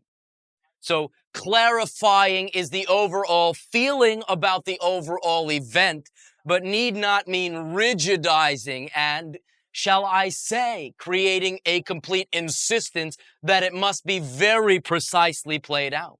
Your willingness to focus on the intention, the overall vision, and not need to have the specific details allows the details to play out in the shortest time frame. When you concentrate on the details, you generally do so at the cost of the overall intention and create more details. Hence, thereby, necessity for more time to experience the many more separations and details. So paradoxically, clarifying your vision still maintains a type of looseness as to exactly how it will play out, and an openness that this or something better, this or something that I will appreciate even more than I can now imagine, is an overall open attitude, still a focused perspective. Is that of assistance? Yes, it is. I have given it quite a bit of detail, only because I tried to ground myself in it so that it was real. You know, Nice. in the detail to what the land looked like, and in that sense, I have sort of a generalized location. But what we are suggesting is that once you do that, that you concentrate on how it feels rather than fixating on how it must play out in those specific details. You can create details to conjure up the feeling, the emotion, but the point will be that if the reality has me feeling this way, I don't really care that each specific detail is in place. The point is that this is how it feels. Do you understand the distinction? Yes. Oh, thank you. Will that suffice? Yes. Thank you. Male, back there. Yes, Elan. Ace. I pictured the obvious. I went down a hallway and I came to a stage, and it was there were seats around. In order to get down to the stage, you had to go down the seats, down the stairs, and on the stage was the chair and the table and I couldn't picture the TV. But when I looked up, there were all lights, like it was a stage for a play. All right. Simply you broadened your definition.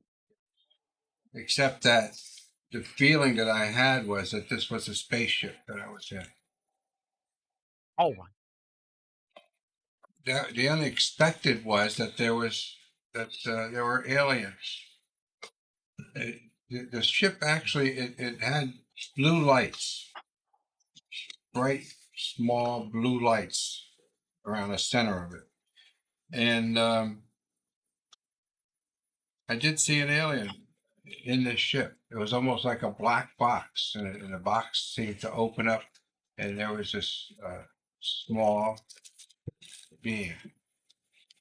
The feeling I got from that was of awe, of Well, you were also feeling the feeling of awe directed toward you simultaneously. yes, he was surprised. Yes. Look. So the rest of it, the feeling, the more feelings I got were that the spaceship is near here. It seems like it was pulling me towards the ocean, right? Pulling my vision to look towards the ocean. And what did you see? that's where, over the water, is where the spaceship is going. All right. Now, is this the only channel that you watched? No. All right. What else did you see? I saw many faces in front of me. And I saw a fire. I saw a black face, a black man, a woman, and it appeared to me those were all my previous lives. All right. That is quite common in this exercise.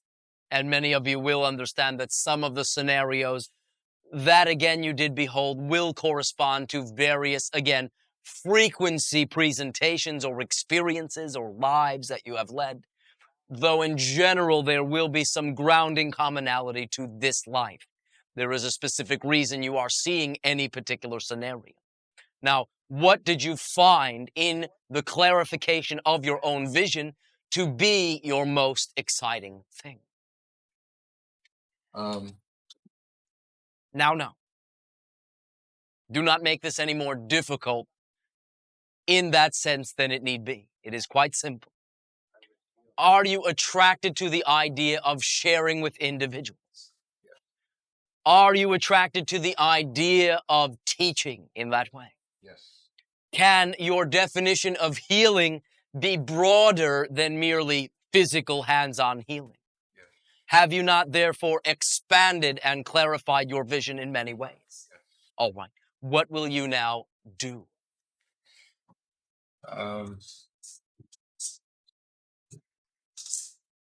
It seems like I was setting up to do this for a long time. Well, in a sense, you have been, yes. But in a sense, now is the only moment. So what will you do now? There will be seminars, there will be lectures, and we will do healings. I will be coaching others to be healed, to assist people in healing. Excellent. When? You would ask that question. Well, thank you. I absolutely would. When? Ice. When do you believe that it is most likely that you can begin to do so? I will say an amount of time, say yes or no, immediately with no thought, all right? All right? Okay. 1 year? No. Oh, 10 years? No. No? You bypassed 2. Perhaps you are not understanding what I am saying. I will say a time, and you tell me that within that time, if you feel you will be doing these things, will you be doing them within 10 years? Yes. Within 5? Yes. Within 2? Yes. Within 1? No. All right. Therefore, right now, your threshold of believability is between 1 and 2 years. Now, understand, the only reason you have such a threshold are the definitions and beliefs. You may now look at what definitions you hold that dictate to you that it would take that long. And you can, when redefining these definitions, then go through this test again. And you will generally find when you look at, simply by being aware of and looking at the definitions, that when you run yourself through the threshold of believability meter again, you will find that the time will decrease. It can occur literally as soon as 3 of your months, but that is up to you. When I say that, if you have, as you say, a gut reaction that says, no way, look at what definitions you must hold to have such a gut reaction, and we can shorten this process. But do you understand the overall idea? Yes.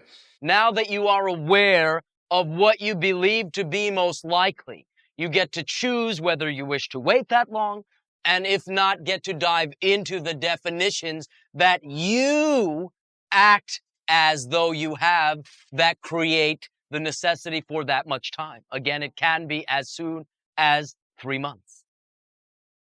All right. Yeah. Is there something else? Yes. I felt that I didn't know enough to do that. Well, allow me to say from my perspective that you do.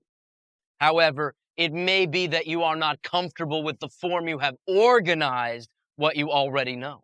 So you may wish, to whatever degree it excites you and in whatever form it excites you, to begin to organize your information in what you call any form of an outline. It is simply you already contain the information, but simply laying down what you wish to present and then going through an methodology of presenting it will align and attune your thinking and also move up your threshold of the time, the believability of the time that it would take to do such a thing. Does that give you some homework? Yes, it does. Bob, we thank you. Female. I'm judging my clarity of my vision. Oh, So now that will keep you in many senses separated from your vision. yeah. Why do you assume that it need be any clearer than what you are getting, and what are you getting? Well, I like to say it seemed trite, but here's what happened. I first of all saw when I looked at the television set, all I saw was a flower, and I was planting today. Oh, that's all right. To us, that is quite a bit. Okay, well, There are literally universes within every cellular structure of that flower. Do proceed, however. It is simply your symbol of your blossoming and unfolding. okay. Well, that's different. Oh, not so trivial now, eh? But understand that it is up to you to look at it that way as well. But it was a marigold. It Oh. wasn't even a rose. Anyway, so Now. All creations are equal. You are, in that sense, within the garden, and simply you are attracting different scents as well. One flower has no more quality than another. Marigold is as rich a flower. well, so I saw the flower, and then I said, okay, well, this is not a real vision of what I can be, so let's change the channel. Well, unless you are interested in gardening. Well, I like it, but anyway, I guess I didn't. So I changed the channel, and what I saw was I saw a lot of my son and his father, and it was kind of interfering with everything. Well, no. You had judged that it was, but it was part of your process as well. So I didn't. I tried to distract myself from that because it seemed to be too interfering and stressful, and I didn't understand the purpose in seeing that. Well, this is why we gave you a remote control. So I went to a stage performance, and because I knew that I like dancing, before I did this, and I saw like a set, and we were preparing to do some kind of dancing, and then like this girl over here who said she got impatient with, well, it just felt like I was watching it and I wanted to be doing it. Well, So I looked away from the set, and there I was in this huge room, and the whole rest of the visualization was me dancing to a waltz, and I was totally waltzing for the entire time. And so the judgment I came out with was, well, on the one hand, isn't that beautiful that I could be dancing and not wanting to stop? And the other was, well, what the heck?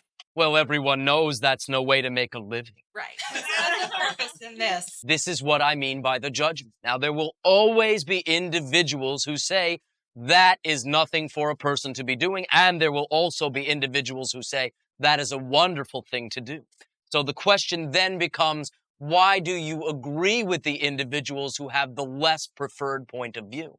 And the answer is, all right, you did that. You no longer have to. Do you choose to buy into the invalidations of others? No. You have some say in the matter. Well, I guess when you were talking about that we don't really have to know how we're going to get there, I guess that's what stops me when I think about how I could possibly get there. Do you believe it is within your current set of abilities? Ability to do it, yes. All right. Then what is there to stop you? other than doing it or not doing it. And then my next obvious question would be, when will you do something about it?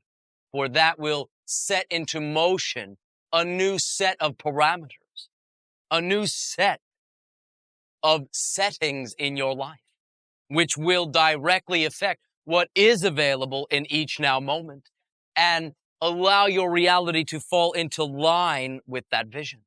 Well, I am doing it for fun now, and I guess I'm impatient with the impracticality of the fun. Oh, well, all impatience is not allowing each moment to be complete.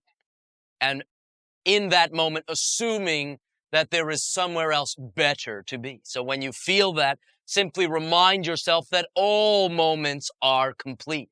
Every now moment is complete. Reground yourself to what is there and do not allow yourself to allow it to pass you by. There is complete joy in every moment. And when you exhibit impatience or frustration, you are stating in that moment, I would prefer to be in another moment, which is again a paradox. So when it is available, act, do.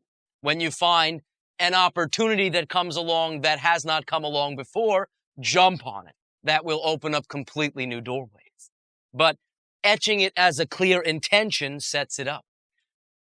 Foundationally, it will depend upon your willingness, however, to validate that that is as worthy or as quality a thing to do as anything else. And it will continue to be up to you to decide that it is or it is not.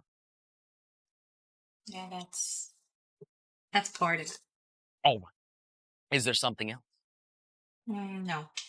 Oh, I have shared more with you than you are allowing yourself to now see. It will sink in. But again, I also remind you, as you are evaluating, to also remind yourself what came up that you did not expect as well. And also that anything that came up was absolutely perfect. So something that you are trying to distract yourself from was part of the process, not an interruption in it. Therefore, accepting what is already existing in your reality as, again, part of and not an interruption is also a key area to focus your attention upon. All right? Thank you. Oh, we thank you. Shutting. Ace. Male. Greetings. And to you. I turned 35 two days ago, and I feel like I'm making progress in my life.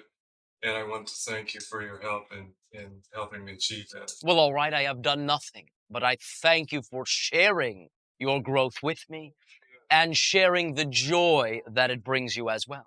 That is something that I can learn and grow from as well. I really have been having a lot more joy in my life, and I say that because when I talk at these interactions, I know I always talk about the things that I don't prefer, which I'm about to spend a few minutes on. Well, we hear both stories, but do proceed. Okay. When you started the whole thing out in the first part, you had that very brief visualization for a minute or something. I quickly got the vision that I've seen for myself for a long time in a powerful way, and it was for me just based on love, feeling a lot of love coming through me, first towards myself, then towards humanity through my career, and then towards family. And it felt really beautiful, and that is what I want and what I've wanted for a while. And when we did the second exercise, the longer one, I looked for that and could kind of see it, but was a little disheartened that I couldn't see it or feel it as fully as I did the first time. Well, the idea is that your attention was then being placed upon what would allow you, the exciting thing that would allow you upon doing to perhaps realize that vision. But the vision in and of itself was not something that you will do as something that you will experience upon doing the exciting thing. So what came up? What came up at the unexpected? Nice. Well, the unexpected thing that I didn't expect was working with children. Well, Yeah, but there were also there. I mean, the thing that I wanted. Now, by the way, did you see any giraffes and monkeys as well? I know. I knew. I was wondering if I should bring that up. Well, obviously, you just did. Oh well, that's just being honest. Well, do you want to Oh, or what? Very interesting. Do proceed. Okay. The thing that the question that I had for you is, in the way that I want to be is to kind of let myself, first of all, feel that love that I felt for myself, so that I can freely do the things that I want in my life in terms of interacting with other people in a loving way, unconditionally seeing, loving other people that I see, and somehow imagining and then creating a loving long-term relationship. How did it feel to feel that way within your vision? That felt great. Do understand, you completely created that feeling. And the point that I am making is you always do anyway. So therefore, as simple as it was, merely turning within briefly to conjure this up is how simple it always is in any given moment. Okay, well, the thing that I frequently have that is unpreferable are self-doubt and fear that, that things aren't right or something is wrong about me. And I think in part, Now, when you feel that way, yeah, can you find it within yourself to dialogue with yourself? yes, Apparently, you create the apparency of portions speaking to one another. yes, To simply include within those portions the simple again saying, so what? So what? Big deal. No big deal. you mean big deal to the part that I, To the judgment. yes, So I judge myself. So what? Who cares? Am I going to allow that to remove my self-love, my deservability, my preference? No way. You have that choice. Do not assume anything overcomes you. It is expressed from you, but always due to the underlying belief. One of the underlying beliefs is that you have no control over this. And we have demonstrated in this exercise that you absolutely do. No voice within you, so to speak, has final say till you agree with it. Therefore, you can look at the option of simply deciding, I am tired of agreeing with that voice. Dialogue with it. They are not parts of you playing tug of war with you. They are choices within you, and you get to choose from the menu. I have in the past done that and chosen love and gotten out of the self-doubting space, But what? That is the point. If you have ever done it, you can always do it. And that is all there is to it. more recently it seemed harder. For example, over the past year, whenever I started to get a cold, I figured out how it served me, and it went away in less than a day. When they were staying, well, for a week, the same thing staying for a week for other people. But more recently, I kind of had one for like 5 days, and I was putting myself down for not being able to. Well, all right. You need not put yourself down. Simply, again, if you say, what does this symbol mean to me? Something comes up and the symbol still seems to hang around. Don't fixate on the thing that came up. That was obviously not the only point. Continue to explore. But what is the point of judging yourself for having, quote unquote, failed in your intention? All it does is continue the paralysis, continue through the self-invalidation, seemingly not being able to do what you want. And you always have the choice in the midst of that judgment to say, so what? No big deal. I will simply continue with my clear intention to glean from the symbol, period. There is always a resolve and an agreement on your part when you ultimately match that invalidation. So it is always your choice. Again, it may sound too simple to be true, but simply not to do it. And that has been demonstrated recently by you. Draw upon that and continue to do that. But again, not denying what you are feeling. Feeling it, allowing yourself to feel it, then dialoguing. Not dialoguing to talk yourself out of continuing to feel it. Okay.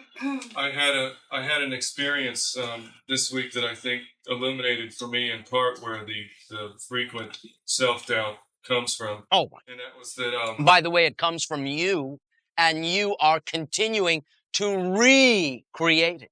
It has no effect on you. It is not separate from you. And even though you say, here comes that judgment again, it is completely new judgment dressed in old clothing. well, what happened was that my mother called me on my birthday and was criticizing me for something once again for something that happened last summer that most other people think what I did was totally reasonable and the way she's always done. But how exciting an opportunity for you to validate her point of view and in no way take on the burden of matching it. That was an opportunity. Well, there at the beginning of the conversation, that there was like a little boy in me that really wanted her love, and then as things went on, I kind of felt when she was putting me down smaller and smaller, and I realized here I am doing the same thing over again. The question I have is, how do I let go of this desire? How can I be happy or love myself when I'm imagining that she's being critical, that she doesn't approve of me in some way? Very simple. Do not condone her actions by A, judging her in return, or B, matching her judgment of yourself. Period. That is the answer.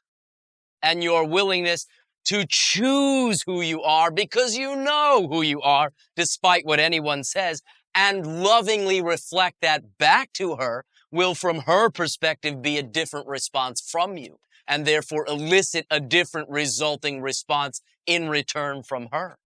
But where it seems to be a repetitive cycle is where you continue from your end to provide the same feedback to her criticisms, which is, in a sense, again, matching and agreeing with her on some level, and then producing the emotionality of guilt and regret for having done so. But your maintenance of who you are in love, in light, because you love her, and reflecting that complete unconditionality to her is a far greater service than you are now imagining to her, and will, in effect, change her response as well. It cannot help but do so. It is again as though you are both playing ping pong. In order for her to continue to play, you must hit back the ball. The moment you simply say, I will not play this game, there is no game. And never can you, all right, to complete the analogy, spike the ball past her. No, she will always hit it. Only can you affect the game from your end.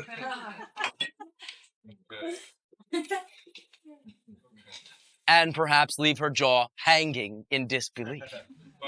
By what? By having an unconditionally loving response? And not condoning what she is saying by creating your own version of that judgment toward yourself.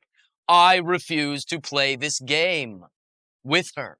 I do not agree with her judgments. I validate her right to make them, but it has no effect on me because it is not who I am. I do not agree. Therefore, when she is through unloading, so to speak, I will continue to lovingly speak to her.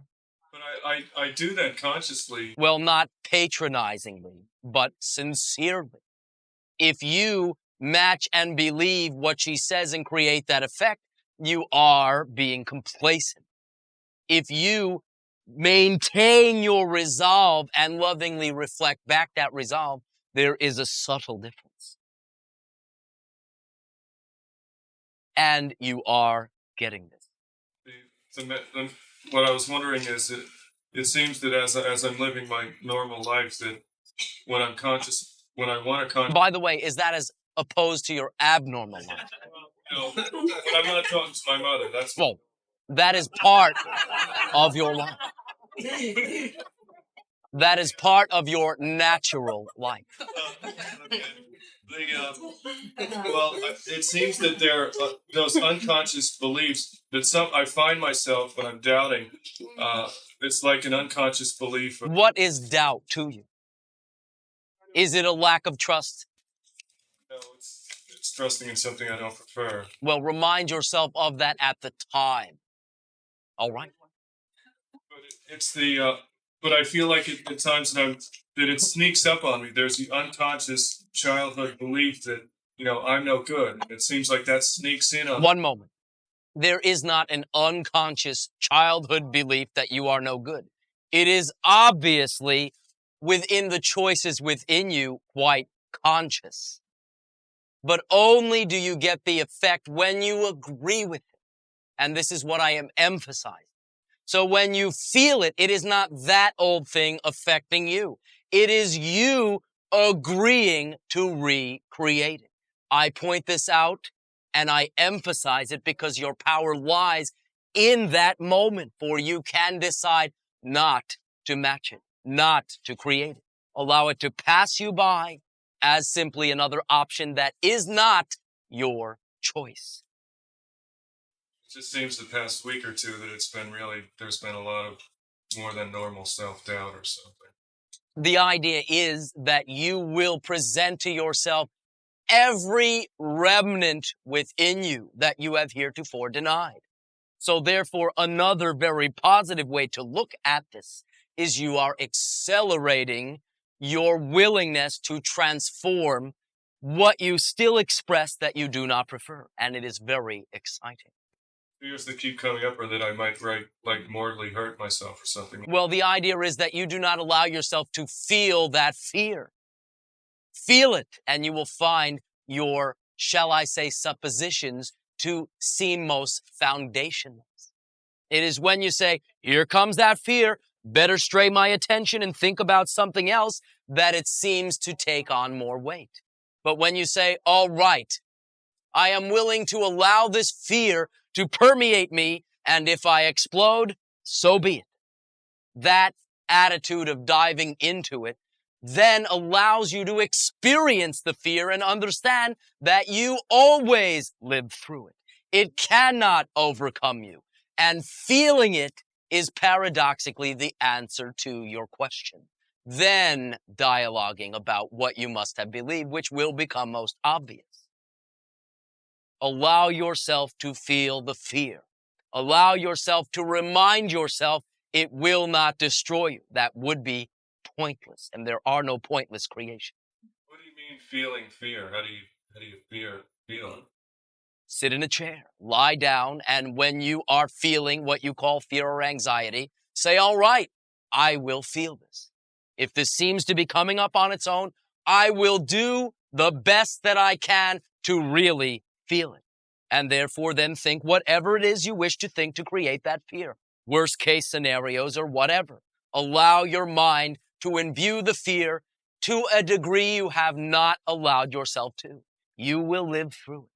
And when you do, you will understand nothing can overcome you without your permission.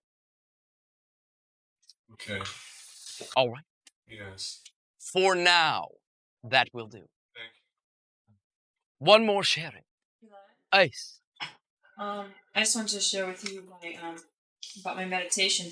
I had a few things I saw. The most exciting one was I was in the theater, standing on the stage with this beautiful blue sequin gown, and it was a big crowd. And there was healing going on, not with touching, but somehow through works that I had done. Now, are you not finding it fascinating at how many of you have watched the similar show? Do proceed. Yeah, I did notice that. When I was looking at it, I guess for a minute I was judging it, saying, shouldn't I be singing or dancing or something like that? But that wasn't the story. It was Different channel. yeah, it wasn't that channel. It was sort of like I had either written a play, or it was a variety show or a sitcom, or something like that. There was definitely humor involved in it, and it was Well, no less, though, masterpiece theater. But do proceed. and it was very healing to the audience. So that was And what came up that you did not expect? in that particular scenario. Nice. Well, maybe just how healing it really can be, like a mass sort of healing. Understand the following. What you call laughter is a form of healing. It is a complete centering, but centering to what you call the positive.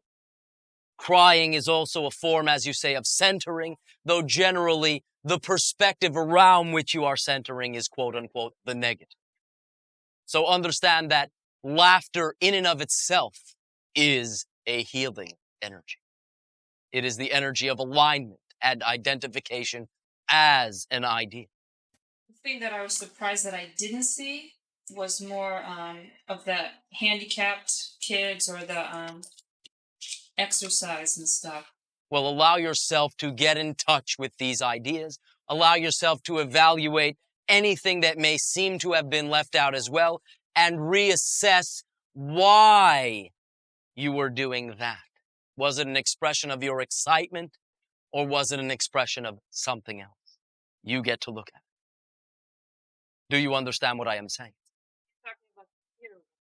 Yes. The lack of those particular individuals is what I was referring to. Oh, okay. Are those individuals a reflection of what excites you? Or are there other reasons that you had heretofore assumed that that was your exciting thing? Mm-hmm. Do you understand? Yeah. Oh. Is that all? Yeah. Then I thank you. At this timing, allow me to say the following. As we have shared next interaction, we will discuss deservability and definition.